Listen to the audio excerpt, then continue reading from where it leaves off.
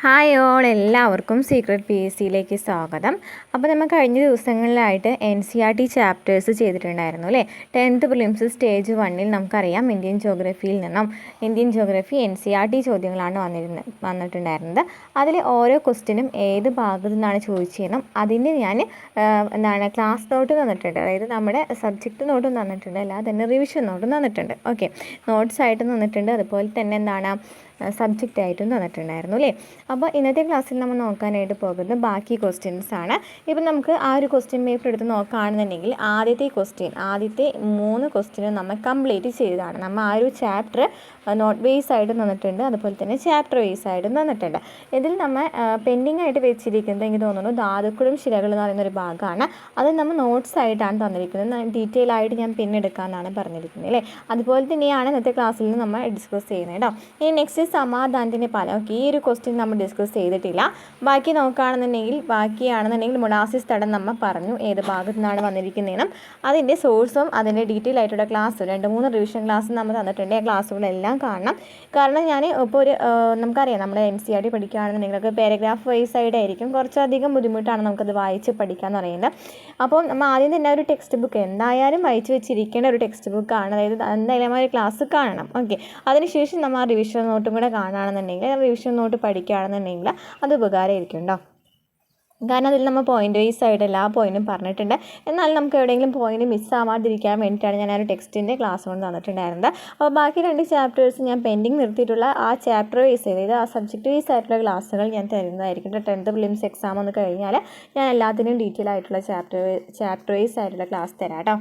Okay, ഇനി നമുക്ക് ഈ ഒരു ഭാഗം ഈ ഒരു ക്വസ്റ്റ്യൻ നമ്മൾ ഡിസ്കസ് ചെയ്തിട്ടില്ല. ഇന്നത്തെ ക്ലാസ്സിൽ നമുക്ക് ഡിസ്കസ് ചെയ്യാം കേട്ടോ.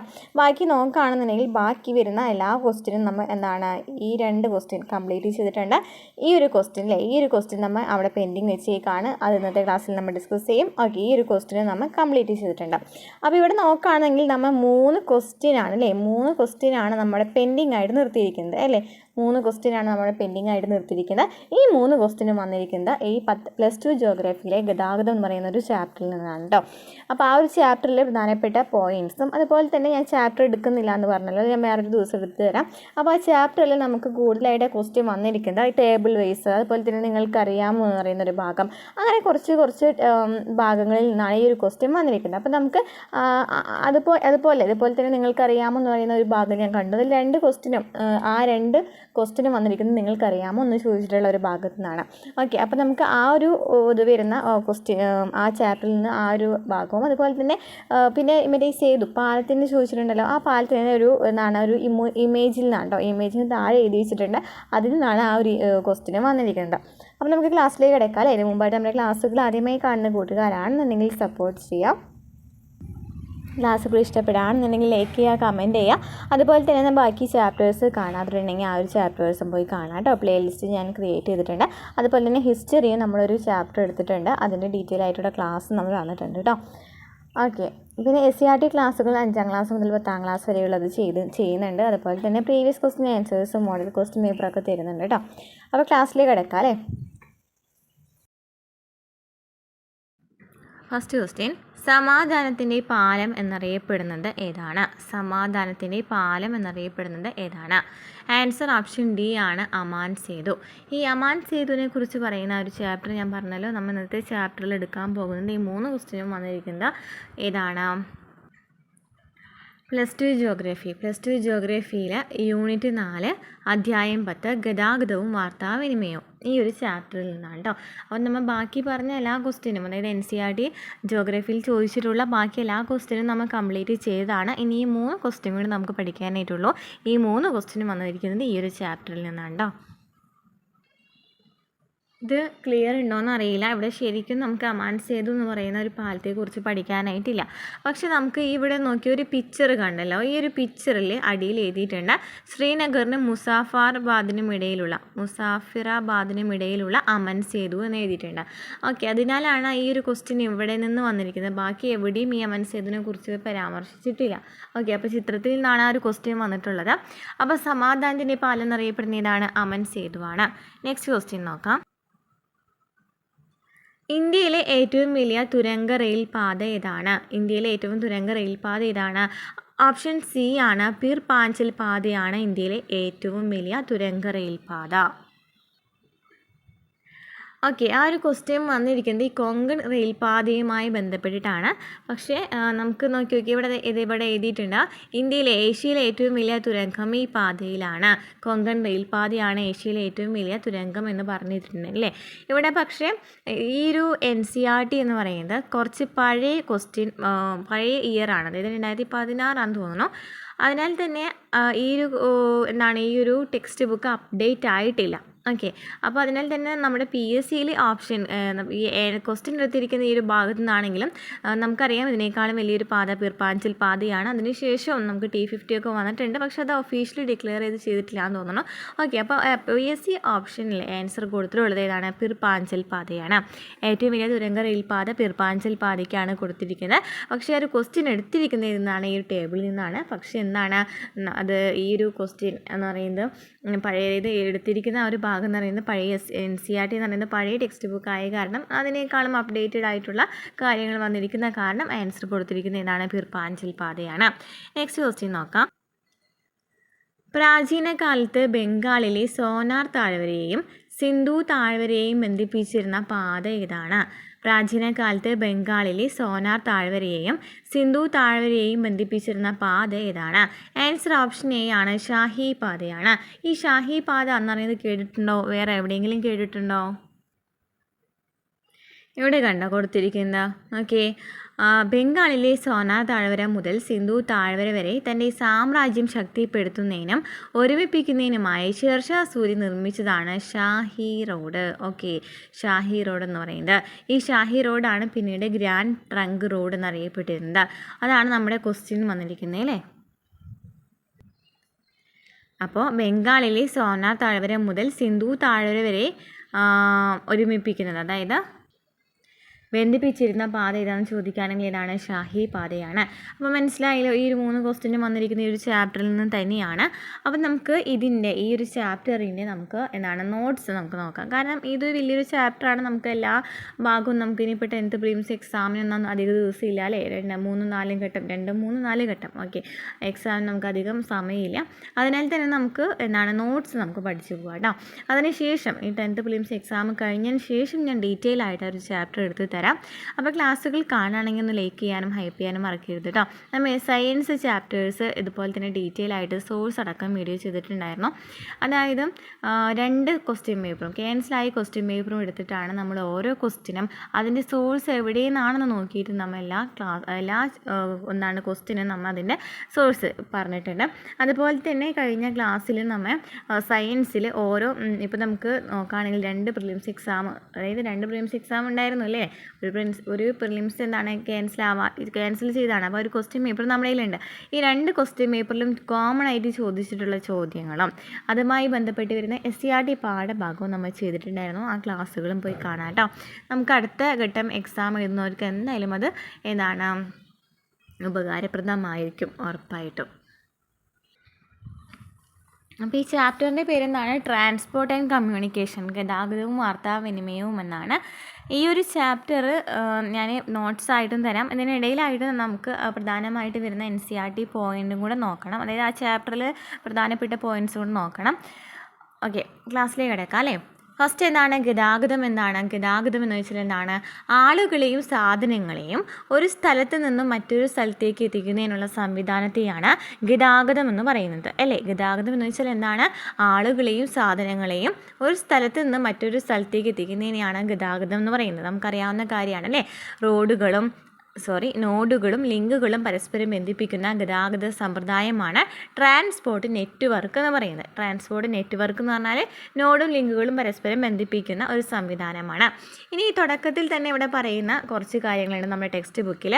എങ്ങനെയാണ് ഈ റോഡിലേക്ക് കടന്നത് എന്നൊക്കെ പറയുന്ന ഒരു ചെറിയൊരു നമുക്ക് അറിയാവുന്ന കാര്യങ്ങൾ തന്നെയാണ് കേട്ടോ. ജസ്റ്റ് ഒന്ന് നമ്മൾ ശ്രദ്ധിച്ച് വെച്ചിരുന്നാൽ മതി.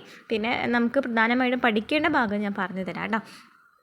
ഇനി ഗതാഗത രീതികൾ ഏതൊക്കെയാണുള്ളത്? ഏതൊക്കെയാണുള്ളത്? കരമാർഗ്ഗമുണ്ട്, ജലമാർഗ്ഗമുണ്ട്, അതുപോലെ തന്നെ വായുമാർഗ്ഗമുണ്ട്, പിന്നെ പൈപ്പ് ലൈനും കൂടി ഉണ്ട്. ഓക്കെ, ഇതിൽ നമുക്ക് കരമാർഗ്ഗം എന്താണെന്ന് നോക്കാം. കരമാർഗ്ഗത്തെക്കുറിച്ച് പറയുകയാണെന്നുണ്ടെങ്കിൽ നമ്മുടെ ടെക്സ്റ്റ് ബുക്കിൽ ഡീറ്റെയിൽ ആയിട്ട് ഇങ്ങനെ പാരഗ്രാഫായിട്ട് ഇങ്ങനെ കൊടുത്തിട്ടുണ്ട്. അത് പോയിന്റ് വൈസ് ആയിട്ട് പറഞ്ഞു തരാം. ആദ്യകാലത്ത് മനുഷ്യരാണ് സാധനങ്ങൾ വഹിച്ചു കൊണ്ടുപോരുന്നത് അല്ലേ. പിന്നീട് എന്ത് വന്നു? സാധനങ്ങൾ വഹിക്കുന്നതിനായിട്ട് മൃഗങ്ങളെ ഉപയോഗിച്ചു. 18-ാം നൂറ്റാണ്ടിലെ ആവി യന്ത്രങ്ങളുടെ കണ്ടുപിടുത്തം ഗതാഗത മേഖലയിലെ പെട്ടെന്നുള്ള മാറ്റത്തിന് കാരണമായി. 1825 ഇംഗ്ലണ്ടിലെ സ്റ്റോക്ക് ടണ്ണിൽ നിന്നും ഡാർലിംഗ് ടണ്ണിലേക്ക് ലോകത്തിലെ ആദ്യത്തെ റെയിൽവേ ആരംഭിച്ചു. അപ്പോൾ ലോകത്തിലെ ആദ്യത്തെ റെയിൽവേ ആരംഭിച്ചത് 1825 ഇംഗ്ലണ്ടിലെ സ്റ്റോക്ക് ടണ്ണിൽ നിന്നും ഡാർലിംഗ് ടണ്ണിലേക്കാണ് ആദ്യത്തെ റെയിൽവേ ആരംഭിച്ചത്. കരമാർഗ്ഗത്തിൻ്റെ പുതിയ രീതികളാണ് പൈപ്പ് ലൈൻ, കേബിൾ വേ, റോപ്പ് വേ എന്നിവ. കരമാർഗ്ഗത്തിൻ്റെ പുതിയ രീതികൾ ഏതൊക്കെയാണ്? പൈപ്പ് ലൈൻ, കേബിൾ വേ, റോപ്പ് വേ എന്നിവയാണ്. ദ്രാവക രൂപത്തിലുള്ള വസ്തുക്കളുടെ ഗതാഗതത്തിനാണ് പൈപ്പ് ലൈൻ ഉപയോഗിക്കുന്നത് അല്ലേ. ദ്രാവക രൂപത്തിലുള്ള വസ്തുക്കളുടെ ഗതാഗതത്തിന് എന്ത് ഉപയോഗിക്കുന്നു? പൈപ്പ് ലൈൻ ഉപയോഗിക്കുന്നു. അപ്പോൾ ആദ്യകാലത്ത് നമുക്കറിയാം മനുഷ്യരാണ് ആദ്യമൊക്കെ സാധനങ്ങൾ കൊണ്ടുവരുന്നത്. പിന്നീട് മൃഗങ്ങളെ ഉപയോഗിച്ചു. പിന്നീട് ഈ ഗതാഗത മേഖലയിൽ വലിയ വലിയ മാറ്റങ്ങൾ സംഭവിക്കുകയാണ്. ലോകത്തിലെ ആദ്യത്തെ റെയിൽവേ ആരംഭിക്കുന്നത് 1825 ഇംഗ്ലണ്ടിലെ സ്റ്റോക്ക് ടണ്ണിൽ നിന്നും ഡാർലിംഗ് ടണ്ണിലാക്കിയാണ്. കരമാർഗ്ഗത്തിൻ്റെ പുതിയ രീതികൾ ഏതൊക്കെയാണ്? പൈപ്പ് ലൈൻ, കേബിൾ വേ, റോപ്പ് വേ എന്നിവയാണ്. ഇതിൽ പൈപ്പ് ലൈൻ ഉപയോഗിക്കുന്നതിനാണ് ദ്രാവക രൂപത്തിലുള്ള വസ്തുക്കളുടെ ഗതാഗതത്തിനാണ്. ഇനി സാധനങ്ങൾ വഹിക്കുന്ന മൃഗങ്ങൾ. കുതിര പാശ്ചാത്യ രാജ്യങ്ങളിലൊക്കെ സാധനങ്ങൾ വഹിക്കുന്നതിനായിട്ട് ഉപയോഗിച്ചിരുന്നതാണ് കുതിരയിലെ പാശ്ചാത്യ രാജ്യങ്ങളിൽ. ഇനി വടക്കേ അമേരിക്ക, വടക്കേ യൂറോപ്പ്, സൈബീരിയ എന്നിവിടങ്ങളിലൊക്കെ പട്ടികളെയും കലമാനുകളെയാണ് ഉപയോഗിച്ചിട്ടുണ്ടായിരുന്നത്. ഇനി കോവർ കഴുത പർവ്വത പ്രദേശങ്ങളിൽ എന്താണ് കോവർ കഴുതി ഉപയോഗിച്ചിട്ടുണ്ടായിരുന്നു. ഇനി ഇന്ത്യയിലാണെങ്കിൽ ഏതാണ്? കാളയാണ് ഉപയോഗിച്ചിരുന്നത് അല്ലേ. മരുഭൂമിയിലാണെങ്കിലോ ഒട്ടകത്തെയാണ് ഉപയോഗിച്ചിരുന്നത്. അപ്പോൾ ഓരോ മൃഗങ്ങളും ഓരോ രാജ്യത്തും വ്യത്യസ്തമാണ് നമുക്ക് മനസ്സിലാക്കാം. പാശ്ചാത്യ രാജ്യങ്ങളിലാണെങ്കിൽ കുതിരയാണ് ഉപയോഗിച്ചിരുന്നത്. വടക്കേ അമേരിക്ക, വടക്കേ യൂറോപ്പ്, സൈബീരിയ എന്നിവിടങ്ങളിൽ പട്ടികളെയും കലമാനുകളെയാണ് ഉപയോഗിച്ചിരുന്നത് അല്ലേ. ഇനി പർവ്വത പ്രദേശങ്ങളിൽ നോക്കുകയാണെങ്കിലോ കോവർ കഴുതി ഉപയോഗിച്ചു. ഇന്ത്യയിലാണെങ്കിൽ കാള, മരുഭൂമികളിലാണെങ്കിലോ ഒട്ടകത്ത് ഉപയോഗിച്ചു. ഇനി എന്താണ് റോഡുകൾ എന്ന് വെച്ചാൽ, അപ്പോൾ ഈ റോഡുകളിലേക്ക് കടക്കുന്നതിന് മുമ്പ് നമുക്കൊന്ന് ടെക്സ്റ്റ് ബുക്ക് വരെ ഒന്ന് പോയിട്ട് വരാം കേട്ടോ. ഇവിടെ നമ്മൾ പറഞ്ഞ കാര്യങ്ങൾ ഒരു ഡയഗ്രാം പോലെ തന്നിട്ടുണ്ട്. ക്ലിയർ ആവണമെന്നറിയില്ല. ഗതാഗത മാർഗ്ഗങ്ങൾ കര, ജലം, വായു. കരയിൽ നമ്മൾ പറഞ്ഞു റോഡ്, അതുപോലെ തന്നെ റെയിൽ പാത, പൈപ്പ് ലൈൻ എന്നിവയൊക്കെ കരയിൽ വരുന്നതാണ്. ഇനി ജലത്തിലാണെന്നുണ്ടെങ്കിലോ ഉൾനാടൻ കടൽപാതകളും സമുദ്രപാതകളും വരുന്നു. ഇനി വായുവിലാണെങ്കിലോ ദേശീയവും അന്തർദേശീയവും ഉണ്ട്. ഇനി ഇവിടെ കരഗതാഗതം എന്ന് പറഞ്ഞ് തന്നിട്ടുണ്ട്. നമ്മൾ പറഞ്ഞ കാര്യങ്ങൾ തന്നെയാണ്. ആദ്യം നടപ്പാതകളും മൺപാതകളൊക്കെയാണ് ഉപയോഗിച്ചിട്ടുണ്ടായിരുന്നത്. പിന്നീട് ചരക്കുകൾ കൊണ്ടുപോകുന്നതിനായിട്ട് എന്ത് വന്നു? റോഡുകളും റെയിൽപാതകളൊക്കെ വന്നു അല്ലേ. ഓക്കെ, ഇനി റോഡ് ഗതാഗതം എന്ന് പറയുന്നതിൽ നമുക്ക് തുടക്കത്തിൽ ഇവിടെ പറയുന്നുണ്ട് എന്താണ്? നിങ്ങൾക്കറിയാമോ എന്ന് ചോദിക്കുന്നുണ്ട്. ആ ഒരു ഭാഗത്തു നിന്നാണ് ക്വസ്റ്റ്യൻ വന്നിരിക്കുന്നത്. ഇവിടെ നമുക്കൊരു പിക്ചറിൽ ഒരു ഡൽഹിയിലെ ഗതാഗതത്തിൻ്റെ ദൃശ്യമൊക്കെ തന്നിട്ടുണ്ട്. നമുക്ക് ക്ലിയർ ആയില്ല അല്ലേ. നമുക്കിത് വായിച്ചു നോക്കാം. എന്താണ്? ബംഗാളിലെ സോനാർ താഴ്വര മുതൽ സിന്ധു താഴ്വര വരെ തൻ്റെ സാമ്രാജ്യം ശക്തിപ്പെടുത്തുന്നതിനും ഒരുമിപ്പിക്കുന്നതിനുമായി ഷെർഷാ സൂരി നിർമ്മിച്ചതാണ് ഷാഹി അല്ലെങ്കിൽ രാജകീയ റോഡ്. ഇനി കൽക്കട്ടയെ പെഷവാറുമായി ബന്ധിപ്പിക്കുന്ന ഈ റോഡ് ബ്രിട്ടീഷ് കാലഘട്ടത്തിൽ ഗ്രാൻഡ് ട്രങ്ക് റോഡ് എന്ന് പുനർനാമകരണം ചെയ്യപ്പെട്ടു. കൽക്കട്ടയെ പെഷവാറുമായിട്ട് ബന്ധിപ്പിക്കുന്നതാണ് ഈ റോഡ്. അത് എന്താണ്? ബ്രിട്ടീഷ് കാലഘട്ടത്തിൽ അറിയപ്പെട്ടിരുന്നത്? ഗ്രാൻഡ് ട്രങ്ക് റോഡ് എന്നാണ് അറിയപ്പെട്ടിരുന്നത്. ഇപ്പോൾ ഇത് അമൃത്സർ മുതൽ കൊൽക്കത്ത വരെയാണ്. അപ്പോൾ ആദ്യമൊക്കെയാണെന്നുണ്ടെങ്കിൽ ഈ റോഡ് വന്ന സമയത്ത് കൽക്കട്ടയെ പെഷവാറുമായി ബന്ധിപ്പിക്കുന്നതിനായിട്ടാണ് പണിതിട്ടുണ്ടായിരുന്നത് അല്ലേ. എന്നാൽ ഇപ്പോൾ എങ്ങനെയാണ്? അമൃത്സർ മുതൽ കൊൽക്കത്ത വരെയാണ് ഇത് ബന്ധിപ്പിക്കുന്നത്. ഇതിനെ 2 ഭാഗങ്ങളായി വിഭജിച്ചിട്ടുണ്ട്. N1 അല്ലേ, NI1, അതായത് ഡൽഹി മുതൽ അമൃത്സർ വരെയും. രണ്ടാമത്തെ നോക്കുകയാണെങ്കിൽ ഡൽഹി മുതൽ കൊൽക്കത്ത വരെയുമാണ്. അപ്പോൾ ആദ്യത്തെ നോക്കുകയാണെങ്കിൽ ഡൽഹി മുതൽ അമൃത്സർ വരെയാണ്. രണ്ടാമത്തെ നോക്കുകയാണെങ്കിലോ ഡൽഹി മുതൽ കൊൽക്കത്ത വരെയാണ്. ക്ലിയർ ആണല്ലോ. അപ്പോൾ എന്താ പറഞ്ഞത്? ബംഗാളിലെ സോനാർ താഴ്വര മുതൽ സിന്ധു താഴ്വര വരെ തൻ്റെ സാമ്രാജ്യം ശക്തിപ്പെടുത്തുന്നതിനായിട്ടാണ് ഈ ഷെർഷാ സൂരി ഈ ഒരു പാത, അതായത് ഷാഹി പാത അല്ലാന്നുണ്ടെങ്കിൽ ഗ്രാൻഡ് ട്രങ്ക് റോഡ് പണിയുന്നത്. ഗ്രാൻഡ് ട്രങ്ക് റോഡ് എന്ന് പറയുന്നത് പിന്നീട് പുനർനാമകരണം ചെയ്യപ്പെടുന്നതാണ്. പിന്നീട് ഇത് ഈ റോഡ് അമൃത്സർ മുതൽ കൽക്കത്ത വരെയാണ് ഇപ്പോൾ അല്ലേ. ആദ്യമാണെന്നുണ്ടെങ്കിൽ എവിടെ വരെയാണ് കണക്ട് ചെയ്തിട്ടുണ്ട്? ചെയ്തിട്ടുണ്ടായിരുന്നത് ഡൽഹിയിലെ എന്താണ് കൽക്കട്ടയെ പെഷവാറുമായിട്ടാണ് അല്ലേ, കൽക്കട്ടയെ പെഷവാറുമായിട്ട് ബന്ധപ്പെട്ടിരിക്കുന്നതാണ്.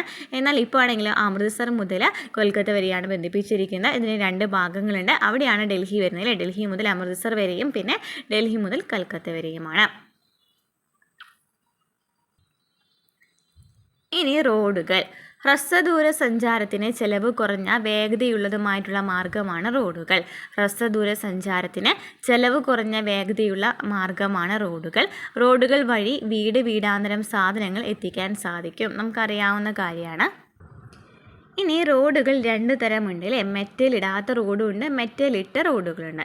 ലോകത്തിലെ ആകെയുള്ള മോട്ടോർ ഗതാഗതത്തിന് യോജിച്ച റോഡുകളുടെ നീളം 15 മില്യൺ കിലോമീറ്ററാണ്. ഇതിൽ 33% കാണപ്പെടുന്നത് എവിടെയാണ്, വടക്കേ അമേരിക്കയിലാണ്. അപ്പോൾ ലോകത്തിൽ ആകെയുള്ള മോട്ടോർ ഗതാഗതത്തിന് യോജിച്ച റോഡുകളുടെ നീളം 15 മില്യൺ കിലോമീറ്ററാണ്. ഇതിൽ കൂടുതലും കാണപ്പെടുന്നത് എവിടെയാണ്, അമേരിക്കയിലാണ് അല്ലേ, വടക്കേ അമേരിക്കയിലാണ്. റോഡുകളുടെ സാന്ദ്രതയും വാഹനങ്ങളുടെ എണ്ണവും കൂടുതൽ എവിടെയാണ്, വടക്കേ അമേരിക്കയിലാണ്. അതിനാൽ തന്നെ മികച്ച റോഡുകൾ മോട്ടോർ ഗതാഗതത്തിന് യോജിച്ച റോഡുകളുടെ നീളം 15 മില്യൺ കിലോമീറ്റർ ആണെന്ന് പറഞ്ഞു. ഇതിൽ 33% കാണപ്പെടുന്ന അവിടെ തന്നെയാണ്, വടക്കേ അമേരിക്കയിലാണ്. കാരണം അവിടെയാണ് വാഹനങ്ങളുടെ എണ്ണം കൂടുതൽ അല്ലേ, റോഡുകളുടെ സാന്ദ്രത കൂടുതലും അവിടെ തന്നെയാണ്. ഇനി പീക്ക് സമയങ്ങളിൽ ജോലി സമയത്തിന് മുമ്പും ശേഷവും ഗതാഗത തിരക്ക് വളരെ കൂടുതലായിരിക്കും. നമുക്കറിയാമല്ലേ, നമുക്കറിയാവുന്നതാണ്. ജോലി സമയത്തിന് മുമ്പാണെങ്കിലും ശേഷമാണെങ്കിലും എന്താണ് പീക്ക് സമയങ്ങളാണല്ലേ, അത് എന്ന് വെച്ചാൽ എന്താണ്, ഗതാഗത തിരക്ക് വളരെ കൂടുതലായിരിക്കും. ഇനി നെക്സ്റ്റ് ഹൈവേകൾ. ഓക്കെ, ഇത് പറയുന്നതിന് മുമ്പ് നമുക്ക് വീണ്ടും ഒന്ന് ടെക്സ്റ്റ് ബുക്കിലേക്ക് പോയിട്ട് വരാം. കാരണം നമുക്ക് പഠിക്കുമ്പോൾ എന്താണ് ടെക്സ്റ്റ് ബുക്കും കൂടെ പഠിച്ചിട്ടുണ്ടെന്നുള്ള ഒരു വിശ്വാസം വരണമല്ലോ, അതിന് വേണ്ടിയിട്ടാണ് ഞാൻ ഈ ഒരു ടെക്സ്റ്റ് ബുക്കും കൂടി എടുത്ത് തന്നിരിക്കുന്നത് കേട്ടോ. അപ്പോൾ ഇതിൽ നമുക്ക് ഫസ്റ്റ് തന്നെ എന്താണ് ദേശീയ പാതകൾ എത്രയാണ് കിലോമീറ്റർ ദൈർഘ്യം എന്നൊക്കെ ചോദിച്ച് കാണിക്കുന്നുണ്ട്. അത് നമുക്ക് ആവശ്യമില്ല. നമുക്കിവിടെ ഒരു ബോക്സ് വരുന്നുണ്ട്. ആ ഒരു ബോക്സ് എടുക്കാൻ വേണ്ടി വന്നതാണ് ഇവിടേക്ക്. ദേശീയ പാതാ വികസന പദ്ധതികൾ NHAI ഇന്ത്യയിൽ വിവിധ ഘട്ടങ്ങളിലായിട്ട് ചില വൻ പദ്ധതികൾ ഏറ്റെടുത്തിട്ടുണ്ട്. അതിലൊന്നാണ് സുവർണ ചതുഷ്കോണം അല്ലേ. എന്താണ് സുവർണ ചതുഷ്കോണം എന്ന് വെച്ചാൽ ഇന്ത്യയിലെ 4 വലിയ മെട്രോ നഗരങ്ങളായ ഡൽഹി, മുംബൈ, ചെന്നൈ, കൊൽക്കത്ത എന്നിവയെ തമ്മിൽ ബന്ധിപ്പിക്കുന്ന 5846 കിലോമീറ്റർ ദൈർഘ്യവും 4/6 വരി പാതകളുമുള്ള അതിവേഗ ഗതാഗത ഇടനാഴിയുടെ നിർമ്മാണമാണ്. ഓക്കെ, അപ്പോൾ എന്താണ് സുവർണ ചതുഷ്കോണം? ഇത്രയും പഠിച്ചു വെച്ചിരിക്കുക. ഇന്ത്യയിലെ 4 വലിയ മെട്രോ നഗരങ്ങളായിട്ടുള്ള ഡൽഹി, മുംബൈ, ചെന്നൈ, കൊൽക്കത്ത എന്നിവയെ ബന്ധിപ്പിക്കുന്നതിന് വേണ്ടിയിട്ടാണ് ഈ സുവർണ ചതുഷ്കോണം വന്നിരിക്കുന്നത് അല്ലേ. ഈ പാതയുടെ നിർമ്മാണത്തോടെ ഇന്ത്യയിലെ മഹാനഗരങ്ങൾക്കിടയിലെ യാത്രാസമയം, ദൂരം, ചെലവ് എന്നിവ ഗണ്യമായിട്ട് കുറയ്ക്കാനായിട്ട് പറ്റും അല്ലേ. ഈ പാത വന്നതിന് ശേഷം വരാണെന്നുണ്ടെങ്കിൽ എന്താണ് പറയുന്നത്, ഈ മഹാനഗരങ്ങൾക്കിടയിലുള്ള യാത്രാ സമയവും അതുപോലെ തന്നെ ദൂരം ചിലവൊക്കെ കുറയ്ക്കാനായിട്ട് പറ്റും എന്ന് പറയുന്നു. ഓക്കെ, സുവർണ ചതുഷ്കോണം ക്ലിയർ ആണല്ലോ. നെക്സ്റ്റ് എന്താണ് തെക്ക് വടക്ക് കിഴക്ക് പടിഞ്ഞാറ് ഇടനാഴികൾ. ജമ്മു കാശ്മീരിലെ ശ്രീനഗറിനെ തമിഴ്നാട്ടിലെ കന്യാകുമാരിയുമായി ബന്ധിപ്പിക്കുന്ന 4076 കിലോമീറ്റർ ദൈർഘ്യമുള്ള റോഡാണ് തെക്ക് വടക്ക് ഇടനാഴിയിലൂടെ ലക്ഷ്യമിടുന്നത്. അപ്പോൾ തെക്കും വടക്കും നമ്മുടെ ഇന്ത്യൻ സംസ്ഥാനം ഒന്ന് ആലോചിച്ചാൽ മതി അല്ലേ. തെക്കും വടക്കും എന്താണ്, ഈ ജമ്മു കാശ്മീരും അതുപോലെ തന്നെ ഏതാ വരുന്നത്, കന്യാകുമാരിയുമാണ് വരുന്നത്. ഇപ്പോൾ ജമ്മു കാശ്മീർ എന്താണ് കേന്ദ്രഭരണ പ്രദേശമാണ്. അപ്പോൾ ഇവ തമ്മിൽ ബന്ധിപ്പിക്കുന്ന ഇടനാഴിയാണ് തെക്ക് വടക്ക് ഇടനാഴി എന്ന് പറയുന്നത് അല്ലേ. അതിൽ എന്താണ് കൊച്ചിയും സേലം ശാഖ ഉൾപ്പെടുന്നുണ്ടെന്ന് എടുത്ത് പറയുന്നുണ്ട്. ഇനി അസാമിലെ സിൽച്ചാറിനെ ഗുജറാത്തിലെ തുറമുഖ പട്ടണമായ പോർബന്ദറുമായി ബന്ധിപ്പിക്കുന്ന 3640 കിലോമീറ്റർ ദൈർഘ്യമുള്ള റോഡാണ് കിഴക്ക് പടിഞ്ഞാറ് ഇടനാഴിയിലൂടെ വിഭാവനം ചെയ്യുന്നത്. നമുക്കറിയാം കിഴക്ക് ഇതാണ് വരുന്നത്, ഗുജറാത്താണ് വരുന്നത്. ഇനി പടിഞ്ഞാറ് നോക്കുകയാണെങ്കിൽ ഇതാണ് വരുന്നത്, അസ്സാമാണ് വരുന്നത് അല്ലേ. അപ്പോൾ അസ്സാമിലെ സിൽച്ചാറിനെ ഗുജറാത്തിലെ തുറമുഖ പട്ടണമായ പോർബന്ദറുമായിട്ട് ബന്ധിപ്പിക്കുന്ന ഒരു ഇടനാഴി പദ്ധതിയാണ് കിഴക്ക് പടിഞ്ഞാറ് ഇടനാഴി എന്ന് പറയുന്നത് അല്ലേ. അപ്പോൾ ആ പേരിൽ തന്നെ ഉണ്ട്, നമുക്കതൊന്നും കൂടി പഠിക്കേണ്ട കാര്യമില്ല. ജസ്റ്റ് ഒന്ന് എന്താണ് ദൂരം ഒന്ന് നോക്കി വയ്ക്കുക. 4076 കിലോമീറ്ററാണ് തെക്ക് വടക്ക് ദൂരം വരുന്നത്. ഇനി 3640 കിലോമീറ്ററാണ് ഈ ഒരു കിഴക്ക് പടിഞ്ഞാറ് ദൂരം വരുന്നത്. നെക്സ്റ്റ് ഹൈവേകളെ കുറിച്ച് പറയുന്നുണ്ട്. അതിനു മുമ്പായിട്ട് നമുക്ക് ടെക്സ്റ്റ് ബുക്കിൽ പറയുന്ന കുറച്ച് കാര്യങ്ങളൊന്ന് വായിച്ചു നോക്കാം. സംസ്ഥാന പാതകൾ എന്ന് വെച്ചാൽ എന്താണ്? സംസ്ഥാന സർക്കാരുകളാണ് ഇവയുടെ നിർമ്മാണവും പരിപാലനമൊക്കെ നടത്തുന്നത് അല്ലേ. അതായത് സംസ്ഥാന പാതകൾ എന്ന് വെച്ചാൽ സംസ്ഥാന തലസ്ഥാനങ്ങളെ ജില്ലാ ആസ്ഥാനങ്ങളുമായി ബന്ധിപ്പിക്കുന്നതാണ്. അതുപോലെ തന്നെ ഈ റോഡുകൾക്ക് ദേശീയ പാതയുമായിട്ട് ബന്ധമുണ്ടായിരിക്കും. ഈ ഒരു സംസ്ഥാന പാത എന്ന് വെച്ചാൽ 4%, ആകെ റോഡ് ദൈർഘ്യത്തിൻ്റെ 4% എന്ത് തന്നെയാണ്? സംസ്ഥാന പാതകളാണ്. ഇനി ജില്ലാ റോഡുകൾ എന്ന് വെച്ചാൽ എന്താണ്? ജില്ലാ ആസ്ഥാനങ്ങളെയും ജില്ലയിലെ പ്രധാന കേന്ദ്രങ്ങളെയും തമ്മിൽ ബന്ധിപ്പിക്കുന്ന റോഡാണ്. ഇനി റോഡ് ദൈർഘ്യത്തിൻ്റെ 14% ജില്ലാ റോഡാണ്. ഇനി ഗ്രാമീണ റോഡ് എന്ന് വെച്ചാലോ ഗ്രാമപ്രദേശങ്ങളെ തമ്മിൽ ബന്ധിപ്പിക്കുന്നതിൽ ഈ റോഡുകൾക്ക് പ്രധാനമായിട്ടും പങ്കുണ്ട്. ഇന്ത്യയിലെ ആകെ റോഡ് ദൈർഘ്യത്തിൻ്റെ 80% എന്താണ്? ഗ്രാമീണ റോഡുകളാണ്. ഭൂപ്രകൃതി സ്വാധീനം ചെലുത്തുന്നു എന്നതിനാൽ തന്നെ ഗ്രാമീണ റോഡുകളുടെ സാന്ദ്രതയിൽ പ്രാദേശിക വ്യത്യാസമുണ്ട്. ഇനി മറ്റു റോഡുകളെ കുറിച്ച് പറയുകയാണെങ്കിൽ അതിർത്തി റോഡുകളും അന്താരാഷ്ട്ര പാതകളുമാണ് മറ്റു റോഡുകളിൽ വരുന്നത്. രാജ്യത്തിൻ്റെ വടക്ക്-കിഴക്കൻ അതിർത്തികളിലെ തന്ത്രപ്രധാനമായ റോഡുകളുടെ ദ്രുതവും സംഘടിതവുമായ മെച്ചപ്പെടുത്തലുകളിലൂടെ സാമ്പത്തിക വികസനം വേഗം കൂടുന്നതിനായി 1960 മെയ് മാസത്തിൽ ബോർഡർ റോഡ് ഓർഗനൈസേഷൻ BRO സ്ഥാപിതമായി. എന്നാണ് 1960 BRO സ്ഥാപിതമാകുന്നത്. ഇത് മുൻനിര ബഹുമുഖ നിർമ്മാണ ഏജൻസിയാണ്. ഇവർ ഛത്തീസ്ഗഡിന് ഉന്നത പർവ്വത പ്രദേശങ്ങളായിട്ടുള്ള മനാലി, ലേ എന്നിടങ്ങളായി ബന്ധിപ്പിക്കുന്ന റോഡുകൾ നിർമ്മിച്ചിട്ടുണ്ട്. പിന്നീട് ഈ റോഡുകളുടെ നിർമ്മാണവും അറ്റകുറ്റപ്പണികളൊക്കെ ആരാണ് ഏറ്റെടുക്കുന്നത്? BRO ആണ് ഏറ്റെടുക്കുന്നത്. ഇന്ത്യയുടെ ഫലപ്രദമായ സമ്പർക്കം പുലർത്തുന്നതിന് അയൽ രാജ്യങ്ങളുമായി ഊഷ്മള ബന്ധം നിലനിർത്തുന്നതിനുള്ള മാർഗ്ഗങ്ങളാണ് അന്താരാഷ്ട്ര പാതകൾ. അപ്പോൾ എന്താണ് അന്താരാഷ്ട്ര പാതകൾ എന്ന് വെച്ചാൽ? ഇന്ത്യയുമായി ഫലപ്രദമായ സമ്പർക്കം പുലർത്തുന്നതിലൂടെ അയൽ രാജ്യങ്ങളുമായി ഊഷ്മള ബന്ധം നിലനിർത്തുന്നതിനുള്ള മാർഗ്ഗമാണ് അന്താരാഷ്ട്ര പാതകൾ. പിന്നെ രാജ്യത്തെ റോഡുകളുടെ വിതരണം എല്ലായിടത്തും ഒരുപോലെയല്ല എന്നൊക്കെ പറയുന്നുണ്ട്. മിക്ക ഉത്തരേന്ത്യൻ സംസ്ഥാനങ്ങളിലും പ്രധാന ദക്ഷിണേന്ത്യൻ സംസ്ഥാനങ്ങളിലും ഉയർന്ന റോഡ് സാന്ദ്രതയാണ്. ഹിമാലയ പ്രദേശങ്ങൾ, വടക്കുകിഴക്കൻ മേഖല, മധ്യപ്രദേശ്, രാജസ്ഥാൻ എന്നിവിടങ്ങളിൽ അത് തീരെ കുറവാണ്. പിന്നെ എന്താ പറയുന്നത് ഇവിടെ? ഭൂമിയുടെ കിടപ്പും സാമ്പത്തിക വികസനത്തിൻ്റെ നിലയുമാണ് റോഡ് സാന്ദ്രതയും മുഖ്യമായി നിർണ്ണയിക്കുന്നത്. സമതല പ്രദേശങ്ങളിൽ റോഡ് നിർമ്മാണം എളുപ്പവും ചിലവ് കുറഞ്ഞതാണ്. എന്നാൽ കുന്നം പ്രദേശങ്ങളിലാണെങ്കിലോ പീഠഭൂമിയിലൊക്കെ ആണെന്നുണ്ടെങ്കിൽ ഭയങ്കര ബുദ്ധിമുട്ടാണല്ലേ. അതുപോലെ തന്നെ സാന്ദ്രത മാത്രമല്ല, ഈ റോഡുകളുടെ ഗുണനിലവാരവും പർവ്വത പ്രദേശങ്ങൾ, മഴക്കൂടുതലുള്ള പ്രദേശങ്ങൾ, വനപ്രദേശങ്ങൾ എന്നിവിടങ്ങളെ അപേക്ഷിച്ച് സമതലങ്ങളിൽ മെച്ചമായിരിക്കും. അപ്പോൾ എന്താണ് ദേശീയ പാതകൾ എന്ന് വെച്ചാൽ? എന്താണ് ദേശീയ പാതകൾ? കേന്ദ്ര സർക്കാർ നിർമ്മിക്കുകയും അറ്റകുറ്റപ്പണികൾ ചെയ്യുകയും ചെയ്യുന്ന റോഡുകളെയാണ് ദേശീയ പാതകൾ എന്ന് പറയുന്നത് അല്ലേ. കൂടുതലായിട്ട് സൈനികരുടെയും തന്ത്രപ്രധാനമായിട്ടുള്ള പ്രദേശങ്ങളിൽ സാധനങ്ങളുടെയും സൈനികരുടെയും അന്തർ സംസ്ഥാന ഗതാഗതത്തിനായിട്ടാണ് ഈ റോഡുകൾ നിർമ്മിച്ചിട്ടുള്ളത്. സംസ്ഥാന തലസ്ഥാനങ്ങൾ, പ്രധാന നഗരങ്ങൾ, പ്രധാന തുറമുഖങ്ങൾ, റെയിൽവേ ജംഗ്ഷനുകൾ തുടങ്ങിയവയൊക്കെയാണ് ഈ റോഡുകൾ ബന്ധിപ്പിക്കുന്നത്.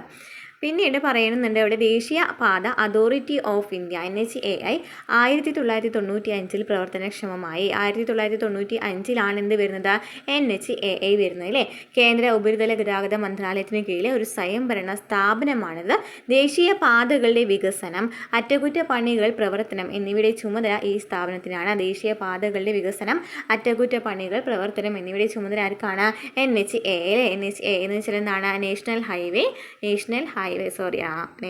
അതോറിറ്റി ഓഫ് ഇന്ത്യ, അതായത് ദേശീയ പാത authority of ഇന്ത്യക്കാണ്.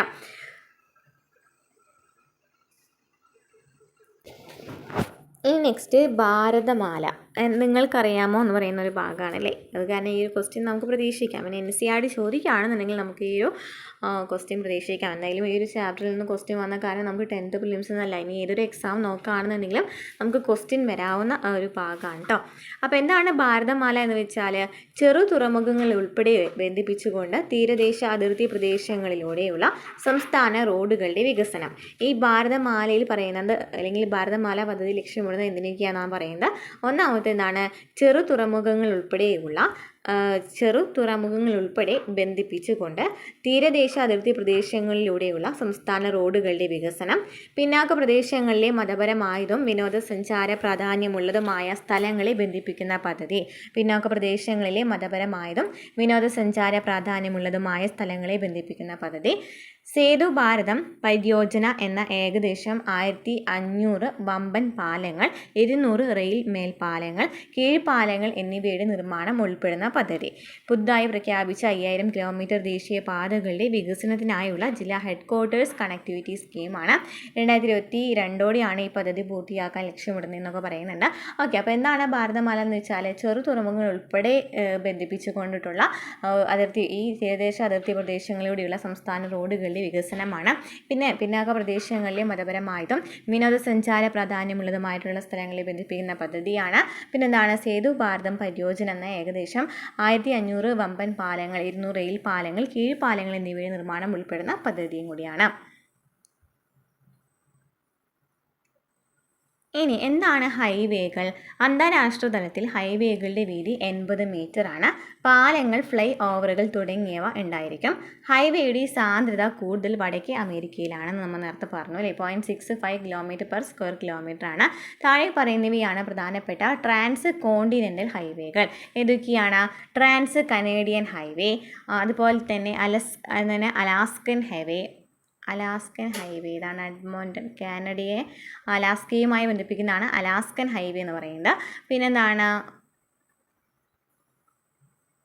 Pan American highway, തെക്കേ അമേരിക്ക, മധ്യ അമേരിക്ക, USA, കാനഡ എന്നീ പ്രദേശങ്ങളുമായി ബന്ധിപ്പിക്കുന്നു. The transcontinental Stuart highway, ഓസ്ട്രേലിയയിലെ ഡാർവിൻ നോർത്ത് കോസ്റ്റിനെ മെൽബോണുമായി ബന്ധിപ്പിക്കുന്നു.